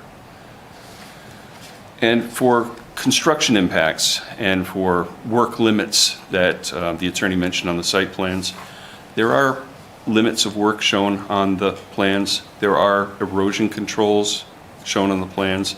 There's a construction sequence shown on the plans that specifically call out the work that's to be done, the measures that are to be taken to prevent sediment from reaching the wetland, to confine the work area to what is permitted, and to basically show the limit of time that that would be present. And that is something the state always looks to see for any duration of time when soil is disturbed for construction purposes. They always want to see erosion controls in place until that soil has been permanently stabilized, usually by vegetative means. And I hope I've been under 5 minutes. But Yes. one last thing I'd say, I learned something new today, and I want to thank Attorney Manzelli for that. I did not know DES gave up their rights to access a site when a permit application has been filed, and I have no idea why that would have come about. Like you say, would you have any way of trusting an applicant who came to you and said, I want a permit, but you can't come on my property? That's unbelievable to me. And I'm sure that if, in a case such as this, DES asked to come on the site, the applicant would certainly say yes. And they'd want me to be there to give my take on how the wetland delineation came about and why it's shown in the place that it is. Very well. Do you want your Thank you. pictures back? You may keep them if you'd like for the record, just to have on file, just more paper in the filing cabinet. Oh, goody. Quick one. Well, if one of the standards is the maximum extent practicable to minimize impact, it's a 4-bedroom house with a 2-car garage. Shouldn't it be a smaller footprint? It could be, but my client had thought at the time too, though, was what we have here is a fairly large, a built-up community that has houses of a certain sort. Trying to fit in with those to the extent he could. Plus, one thing that he has is a daughter that they would like to have visit fairly frequently with the children. And I didn't mention it, and I think some of you may know about it, but they both recently, Meisner's lost their son, 36-year-old son, just last week. They just buried him this past week. They'd hoped to have them all there as a family, and to have bedrooms to accommodate them is something that they wanted to accomplish. And they say, yes, this is a small yard. Yeah, it is a small yard. The Meisners are my age. They're not going to be having more children. They're not going to be putting up swing sets and the like. And they don't have the gazebo out there anymore either. So I think that discussions of whether or not this is a buildable lot are pretty well spelled out in the state's wetland and shoreland rules and in terms of the town's zoning ordinance. And we'll see how that all comes together. Okay. Okay, thank you. And I'm sorry, I I've said been thank you. dismissed. Oh, You may step down. Thank you. Whatever. Okay, so the first issue before us is, do we want to provide comments to DES from the commission after hearing what we've heard and read the materials that were sent out to us? I think we do. Okay. Does anyone want to make a motion to do that? I'll make that motion. So, You want me to tell them what we want to tell them? no, but if you're making a motion, then we have to have it seconded and we should. Okay, well, I move that the Conservation Commission provide comments on these two applications to the New Hampshire Department of Environmental Services. Seconded. Moved and seconded. All those in favor of providing the comments? Okay, 6-4, none against. Okay, so the second thing is, we've been asked by one side to deny, by another side to, We can't deny it. yeah, no, I understand. Okay. But we've been asked, so I No, just. no, we've been asked to recommend that they deny it. Oh, yeah. Thank you. That's what I meant, but Okay. that we ask DES to deny the application, or we can provide comments to them as well as to the reasons for that. I would suggest that we might want to include the documentation that we received to date from both sides on this, so that they have complete record. I know they've got the applications from the Meisner's company, so certainly providing what we received recently and heard tonight would be, I think, useful for them as well. And you were going to say something about another motion to write something? Because I have taken the liberty, after reading some things, before I came here, to sort of draft some very simple language that I think we might want to include. Since we have to do this very quickly, I think Michael's going to get this out tomorrow. I'm just gonna, I've got a copy of, I'm just gonna Oh. pass on your comments here. Okay. That would be faster than me reading it into the record.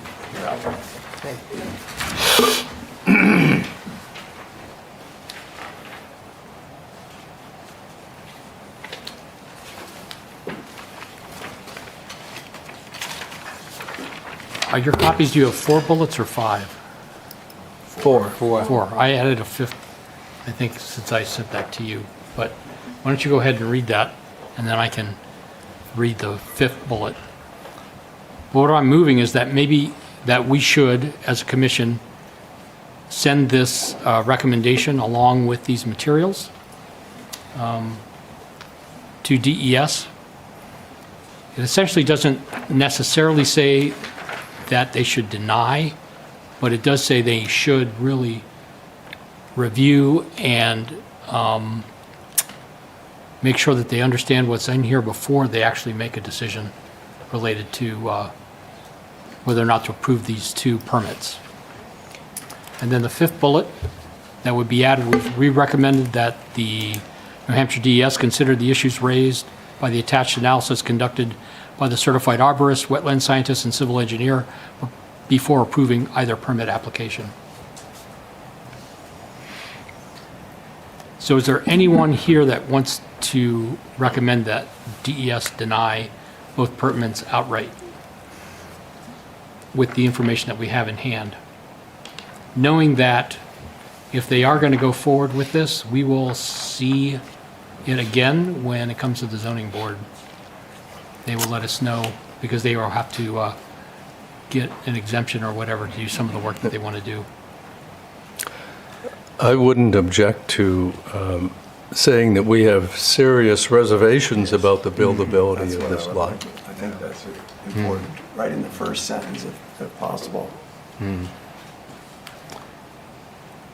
So what you're saying is that, say, the Conservation Commission has serious reservations that we wish to convey to the Department of New Hampshire DS to consider when considering the following wetland permit applications, X and Y.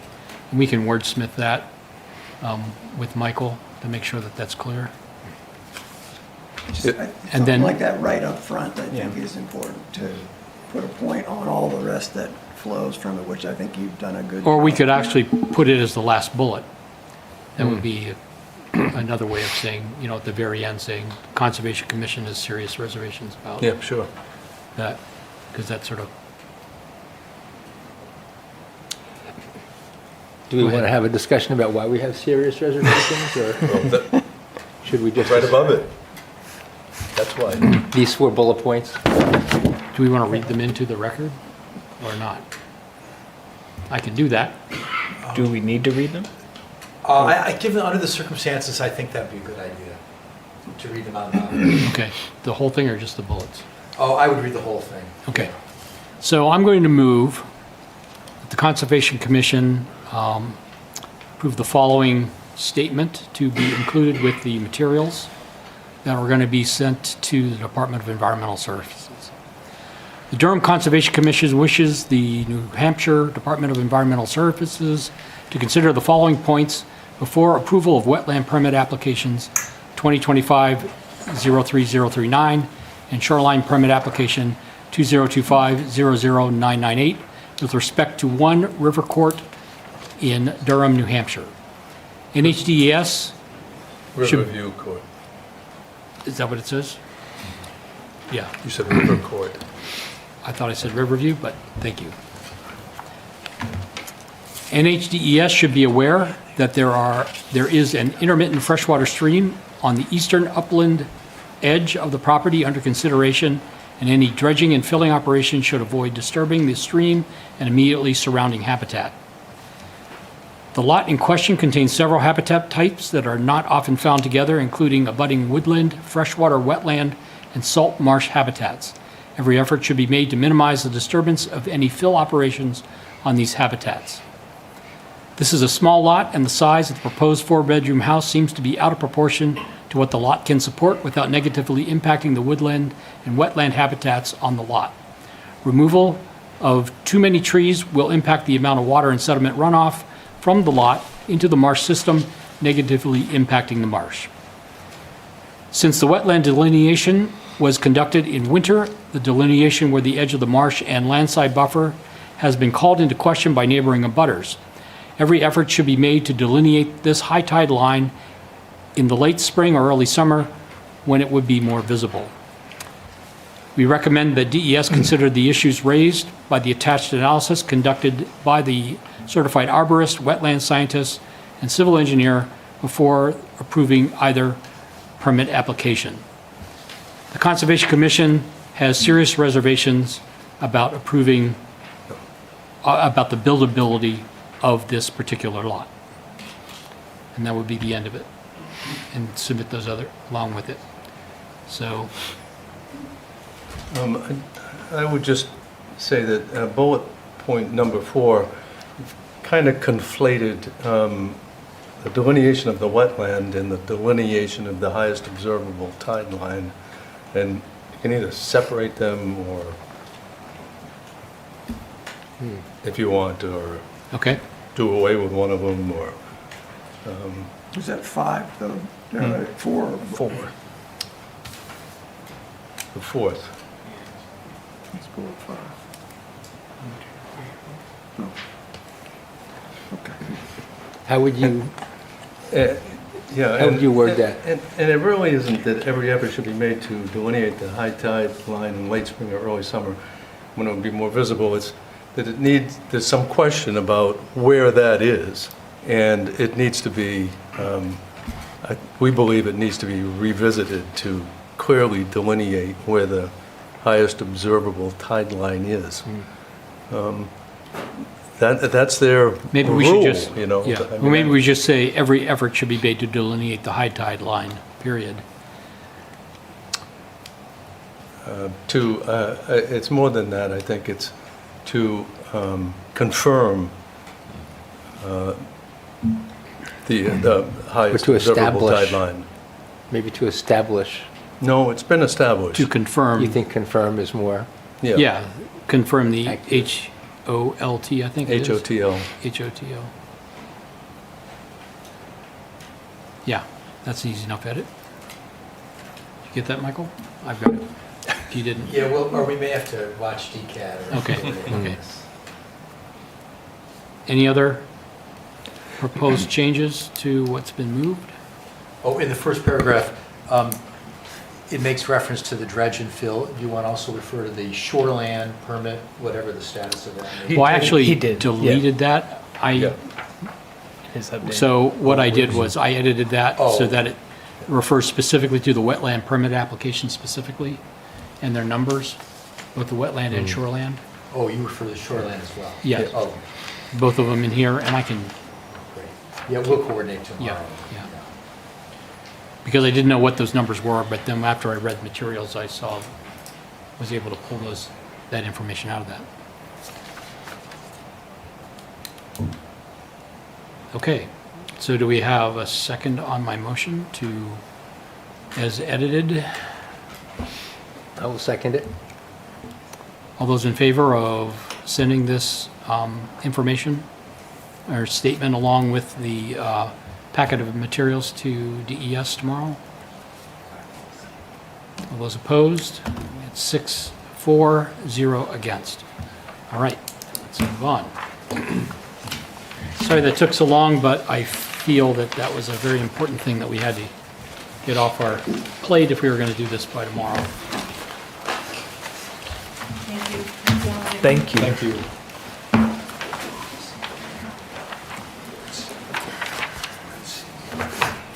So next on the agenda is, we can maybe do this quickly, the IMAC Quarterly Sustainability Newsletter. I don't know that we need to have too much discussion about this, but Julie Kelly from the IMAC committee is looking to put together a quarterly newsletter and wants to include something quarterly from the Conservation Commission in that as to what we're up to, what we might want to say about anything related to conservation issues, that sort of thing.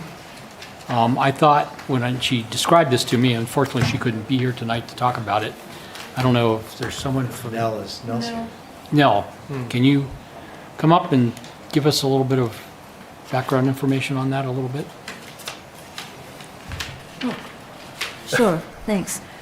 I live at 11 Riverview Road, so I'm a little emotional about all that this just happened here. I'm diagonal from the property that you were discussing, but anyway, I'll try to get my thoughts collected here.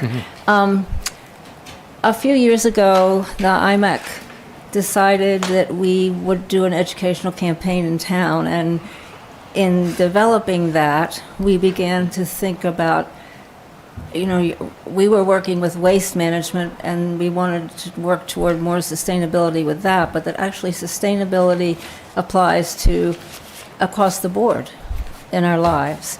And so we started thinking about how sustainability applies to various committees and commissions. And it was you, Neil, who commended Veronique about how she's been working so well with all the committees and commissions, and it's exactly what we were thinking about. And so then Julie had this, what we think is a great idea, that we could have a quarterly newsletter where each committee or commission that wanted to could submit something, 200 words, something short about what they're doing that in the community that falls under the topic of sustainability. And so we've reached out to each committee and commission and asked if someone, or if that body would be willing to take that on, and if someone in that body would maybe volunteer to write the submission, but the committee or commission could decide what they wanted to put in it. And so really our goal was to try to communicate and educate the residents of Durham to think about sustainability as a way of life rather than just your recycle bin. And that's why the banner is up on the side of the building. And I will say again that attachments can be purchased for that banner for not very much money.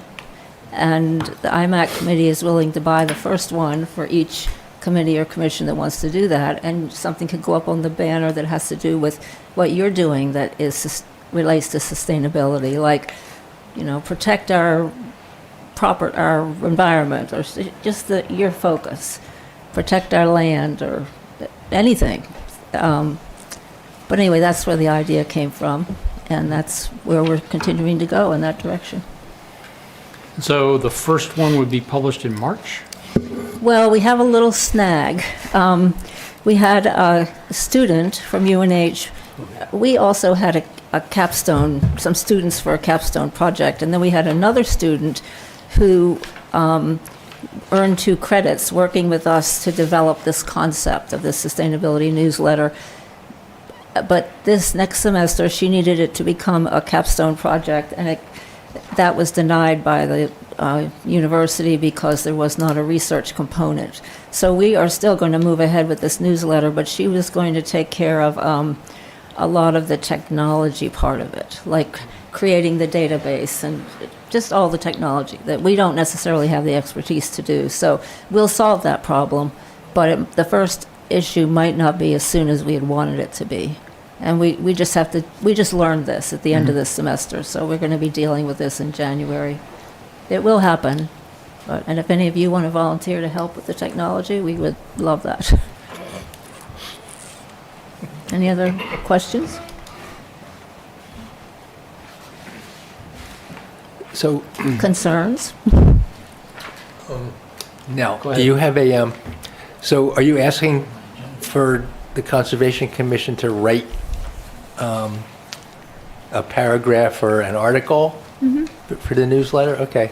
And what's your deadline for that to be submitted? Well, we don't have that right now. We Okay. had thought February, but now that we have this little glitch, we have to work through that first. Okay. So are you just looking for us to say, yeah, we'll do it? We'd like to do it? Okay. Well, I was invited to come by Michael to, I guess, to answer any questions Yeah. or to talk about it in person.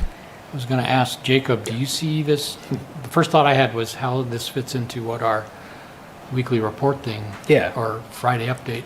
This is a no-brainer. From my perspective, this is something easy we can do, and it meets our objectives for the year. I think, 200 words. Would this be a monthly? No, quarterly. Quarterly? Yeah. And also, yeah. it's not going to go out to everybody that gets the Friday updates. They're making all that listserv aware of what we're doing will go out, but it's people who say they want to receive this newsletter. We're not imposing this on anybody. Okay. Yeah, to me, from like this is a no-brainer as far as like our objectives, and the workload on this would be really simple. And since we already have themes, we could just do a theme Absolutely. quarter. Yeah. Yeah. That was my first thought, was it would dovetail nicely with what we're planning to do here. Absolutely. Any other questions? All right, well, thank you. Well, I'm going to put in a plug for the banner. Yeah. The attachments, one for the banner on this building and the banner in front of the library, cost $50 for two of them.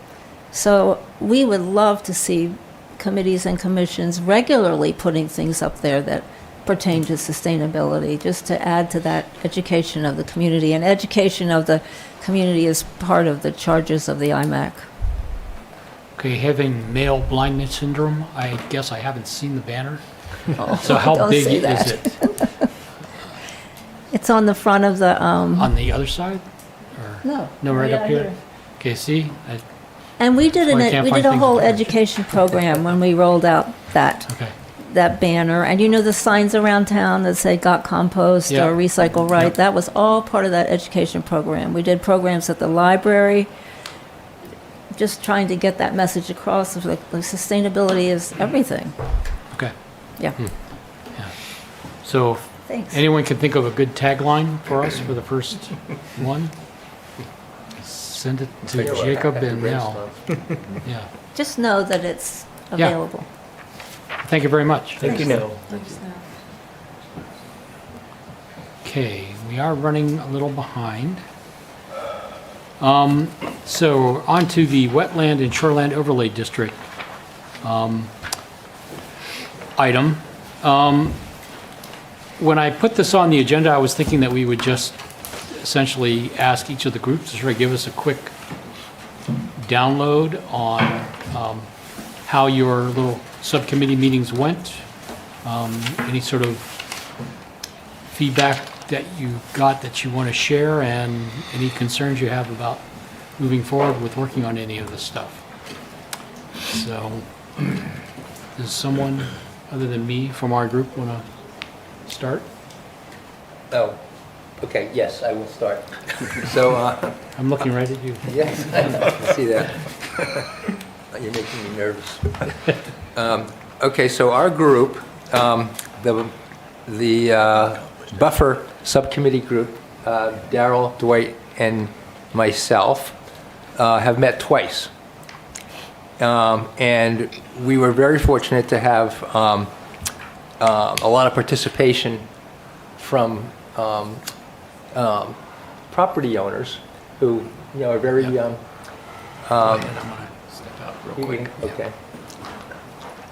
So it was actually very educational, and what we did was we had them in both meetings sit at the table with us. So it was really more like a round table than it was a meeting. So the three of us really didn't have that much time to talk about the feedback amongst the three of us, but we did get a lot of information and a lot of feedback from the property owners, and a lot of very good suggestions as well, because some of these folks have done a lot of research and have really kind of helped us to see things from a different perspective.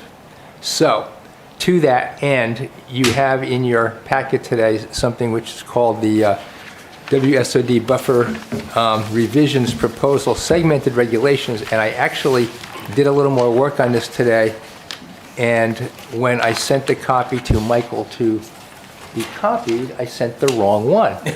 But it's actually pretty close to where we ended up right now. So the idea here is that a lot of the feedback that we got from folks was that our buffer width of 330 feet and all of the restrictions that we had put in place were seen as overly restrictive, as being unfair, and not allowing property owners to do what they should be able to do with their own property. Basically, too heavy-handed, I would say. So what we came up with, based on some of the suggestions from some of the folks that spoke at the open forum that we had, and also in what we got in terms of emails, was a suggestion that we kind of latched onto, what that instead of having that 330-foot buffer and having the,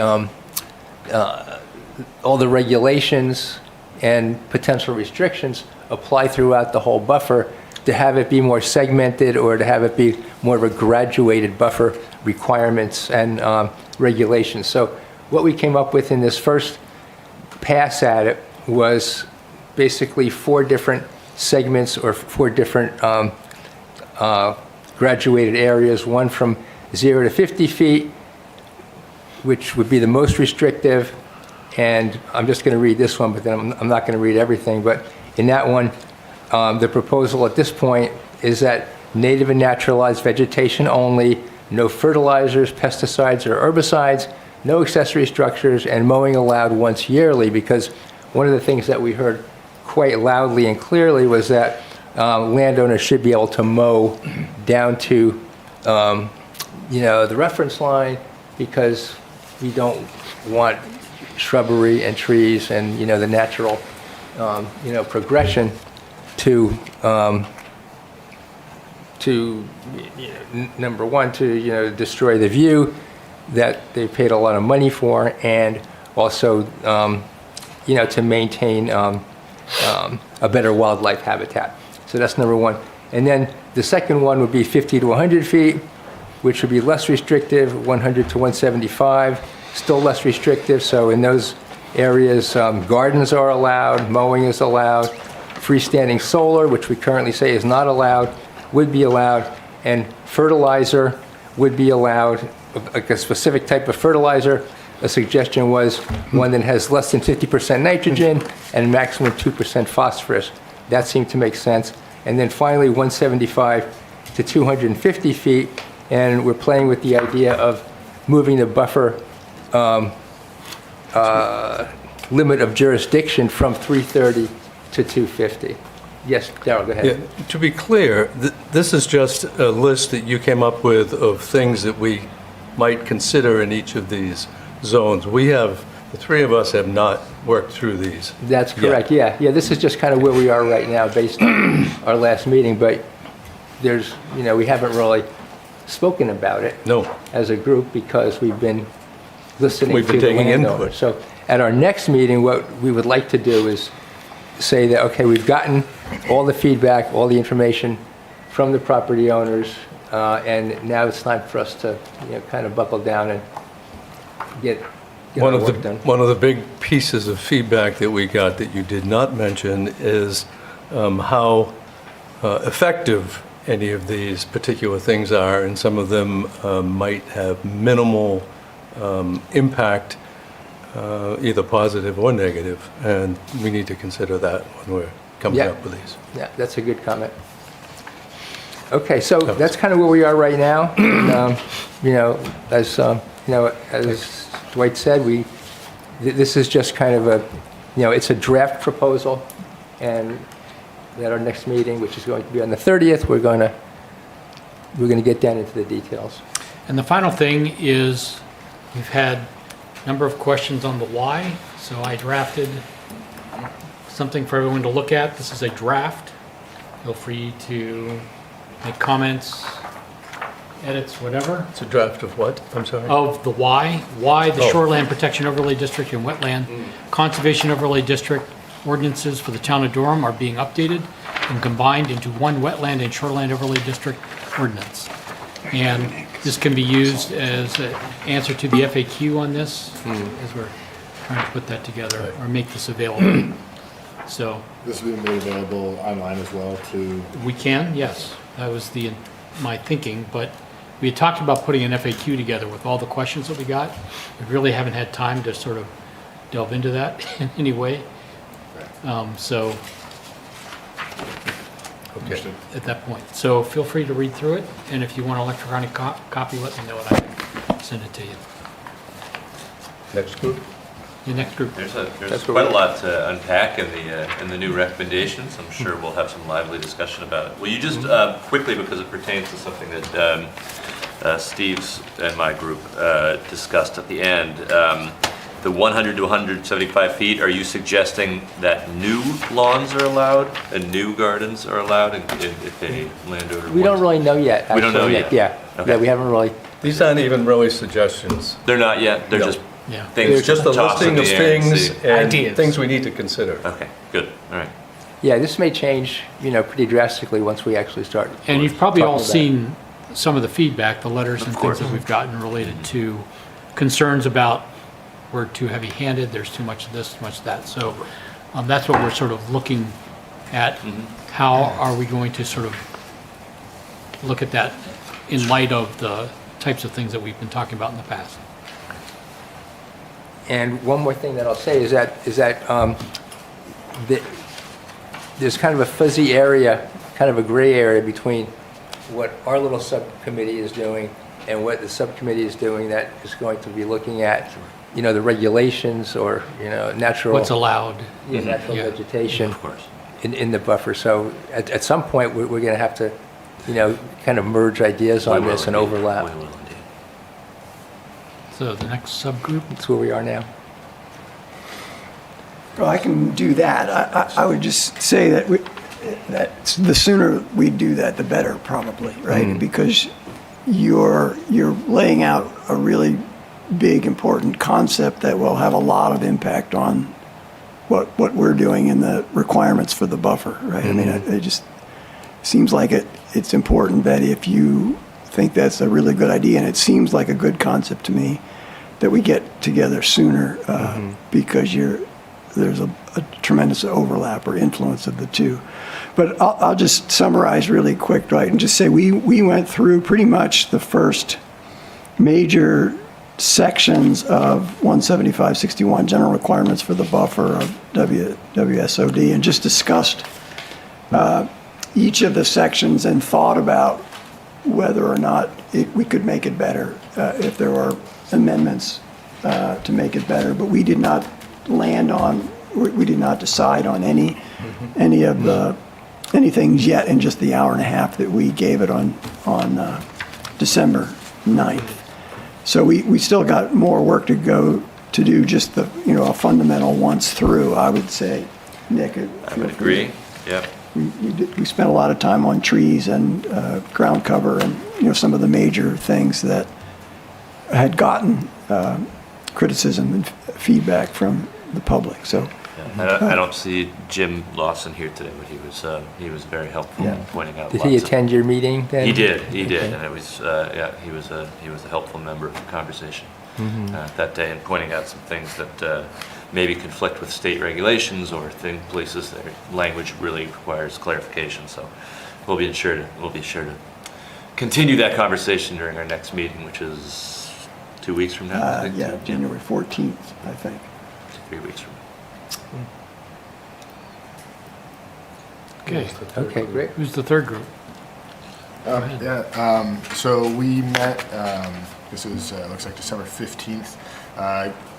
We filled up the little room upstairs as well. I think there was probably 10 or 12 of us in there.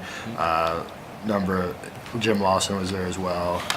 Had a lot of great input.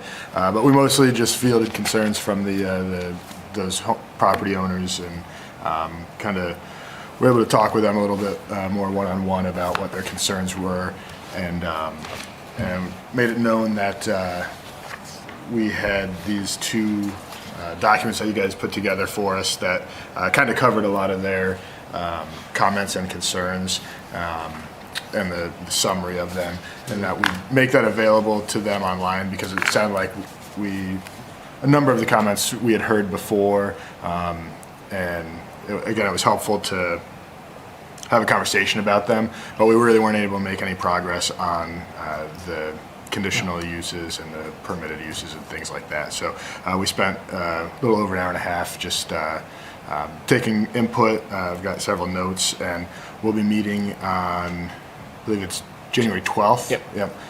2 o'clock, January 12th, to try and dig into some of those conditional use items and things like that. One thing that I would request, and I don't know, Michael, if this is of you or Neil and Dwight, but the majority of us now have inherited this project. And there was a lot of questions on kind of the why from the initial subcommittee that made all the recommendations.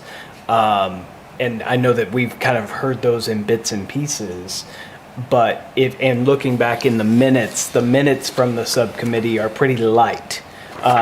If there's a way we could kind of have an onboarding packet of sorts from those initial conversations of how all of this got started.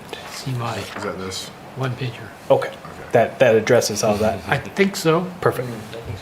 Because that was a lot of the questions we got. Was like, why, Oh, here? the why down, yes. it, Because if you read the first couple paragraphs, each one sort of steps through why it initially started, what was other considerations as it went forward from there. but even if there was like documentation, I know I saw a presentation at some point flowing around, but like if there was of who was on the subcommittee and it kind of that subcommittee's work that we could just review as part of this, I think would help address a lot of the public's questions around this that, based on the types of questions we were getting. It was like if we'd had that handy, we could have answered those questions then and there. And we definitely want the subcommittee's initial work to inform our decision-making at this point as well.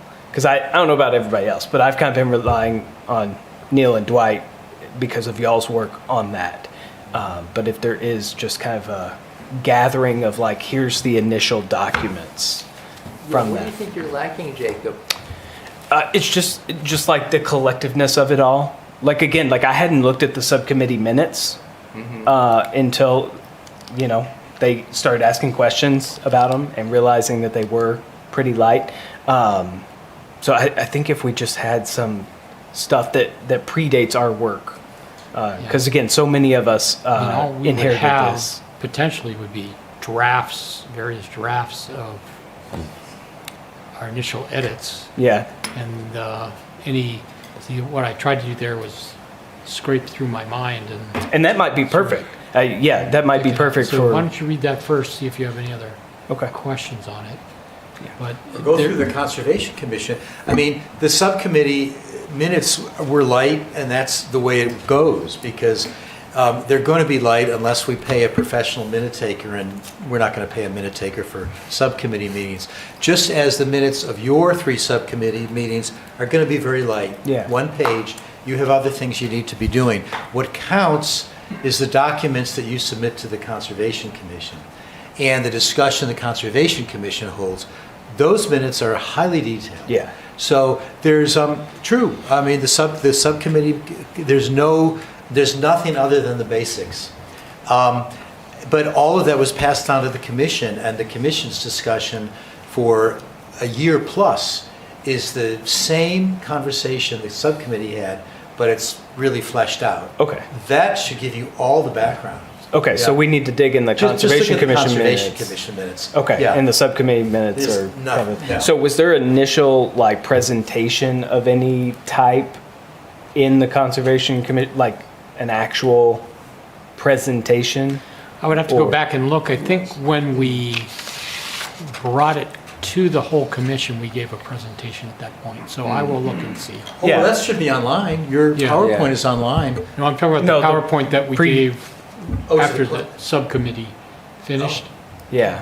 Yeah, to the. Yeah, because I remember Us. vaguely, like, again, it may have been Michael, like, when I first joined, of like, here's kind of what's going on, here's what we're in the middle of.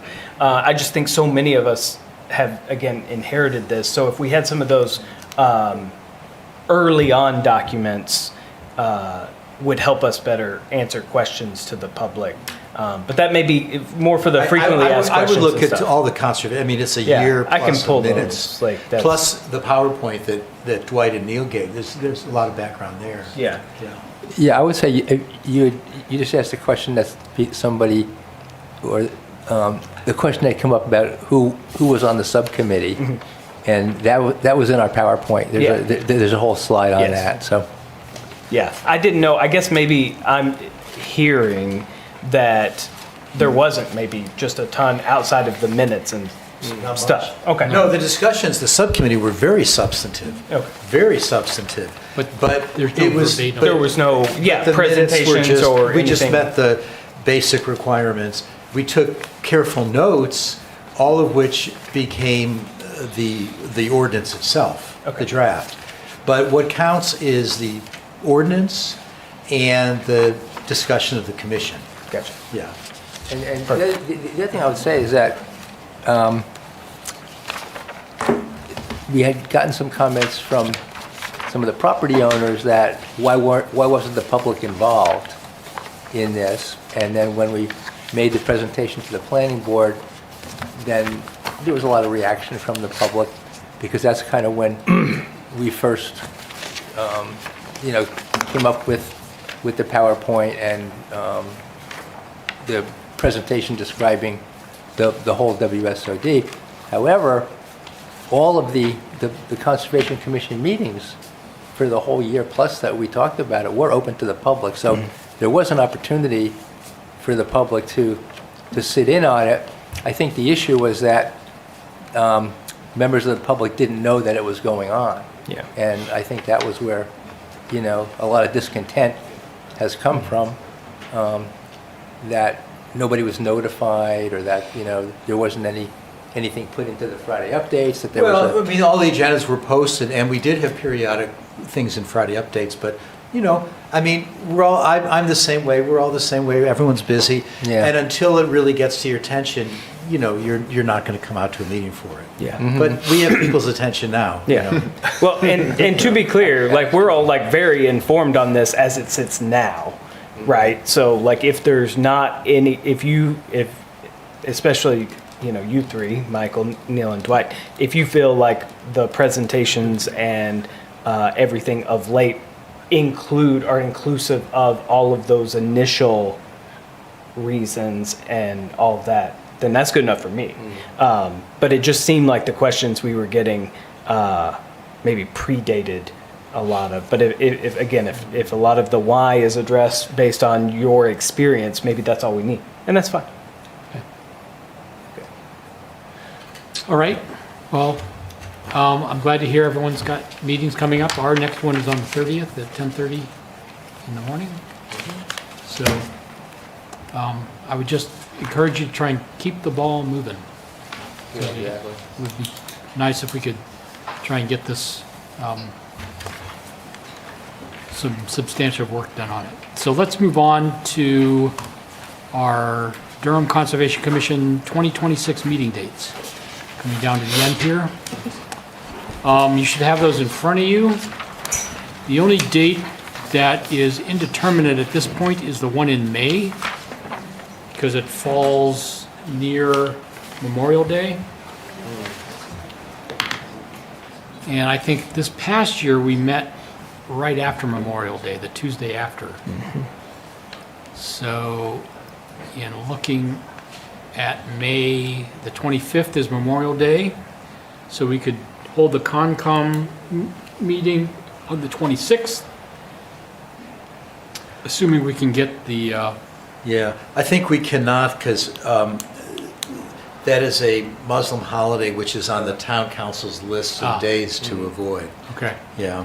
So I think it would be the 19th, Tuesday the 19th, or Wednesday the 20th. The 18th is probably a council meeting. Yeah. Tuesday. How does Tuesday the 19th work for most people right now? I mean, Works fine. That works. For me. okay, so why don't we pen that in for May 19th? Oh, and the other thing I was going to say is, if those conference rooms are too small, try and find a time that you can meet here in the council chambers during the day. Karen's very good about getting those on the calendar for us, so.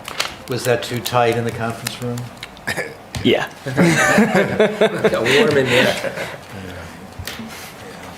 I mean, It was an intimate discussion. Yeah, it was. good. Yeah. And it was kind of the point, like, if one more person comes and then one more person comes. Like, All right, moving on. Mr. Chair, if you wish, we could hold off the minutes till the next meeting. Which you might wish to do because I might wish to do that. There's a lot of comments. Yeah, I agree. Agreed. Okay, I have no objection to that, particularly since it's a holiday week, so Thank you. I think people are itching to get out of here. So we're going to postpone that till January. I will say there are a lot of comments you probably saw. Julian Smith has been proofreading our minutes and coming up with some interesting typos and things like that. So look through them and make sure that whatever changes are being proposed sort of fit with your own memory. Other business? Conservation Corner. Okay. I would like to, sorry, Michael, I missed an email from you. Should we continue as planned with what we're doing, or should we alter this and go more toward the wetlands and shorelands and more definitions around what we're talking about based on the work we're doing? It makes sense, we could do that. Like just flip, because we had plans, kind of talking about wetlands more in the spring, I think. And I can just, they're all done. If we just want to start editing those and start the new year, or is it too early to start educating on that No, front? and that's sort of some of the feedback we've gotten in our little subgroup was, is there an education component to what we're proposing here? Right. Us too. We can try and do that and make links out to other important documents or things that people can look at. And I think because it's the general public, we want to find one-pagers that might be relevant. So I keep meaning to do so, but I haven't looked. PrEP has a website that may have some, you know what PrEP is? Yes. Okay. They may have some one-pager information there that pertain to some of our topics. That would be good to link people out to review and look at that stuff.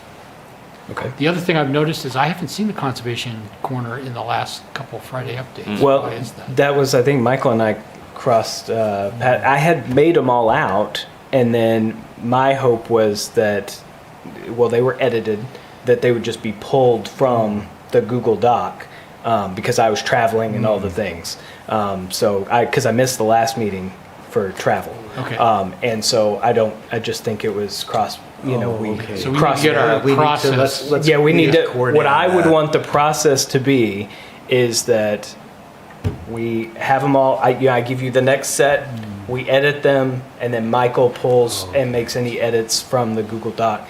On a weekly basis. On a weekly All right. basis. Right. Or if there's not a Friday updates or whatever, skip it. And we have some that we haven't run yet that have been edited by the commission that are ready to go. But I asked at that, but of course we're busy. But in my absence last time, kind of brought it up to see, do we need to make a pivot to the wetlands? And You might need to send a tickler email. Or I think, I let's will. just coordinate. We'll coordinate we'll coordinate and get on everything. that. So in the new year, it seems like we want to shift to I think you what can we were do doing in the both. wetlands. You can do both. I mean, we can have a thing on the WSOD and continue with the general conservation corner. You could do one, or we could do both. Okay. Well, let's get something together. I'll pull like some relevant things and send out to the commission for edits. So everybody be prepared for that later in the week. Yeah, I mean, don't think your we're going to holidays have and Friday stuff, updates but- the next 2 weeks. Right. But let's Yeah. do that and get them all ready. Okay. Yeah. All right. Any round table? Thank you for continuing to do that. Hey, well, I just want to let everybody know that, Michael sent out a note about Veronique being hired full-time. She's going to start full-time in April. And Michael, thank you for sending out that note. But that is a really wonderful development, and that means the Land Stewardship Subcommittee and the activities of it are going to be able to progress, and we'll be able to really make progress on our 2026 goals, which Veronique will tell us about at the next meeting. So Yeah, I think that's going to have a real big impact on our stewardship abilities here in the town. So Yes, I was absolutely. glad to see that. Yep, so many thanks to the town council for their visionary approval. Do I have a motion to adjourn? I so move.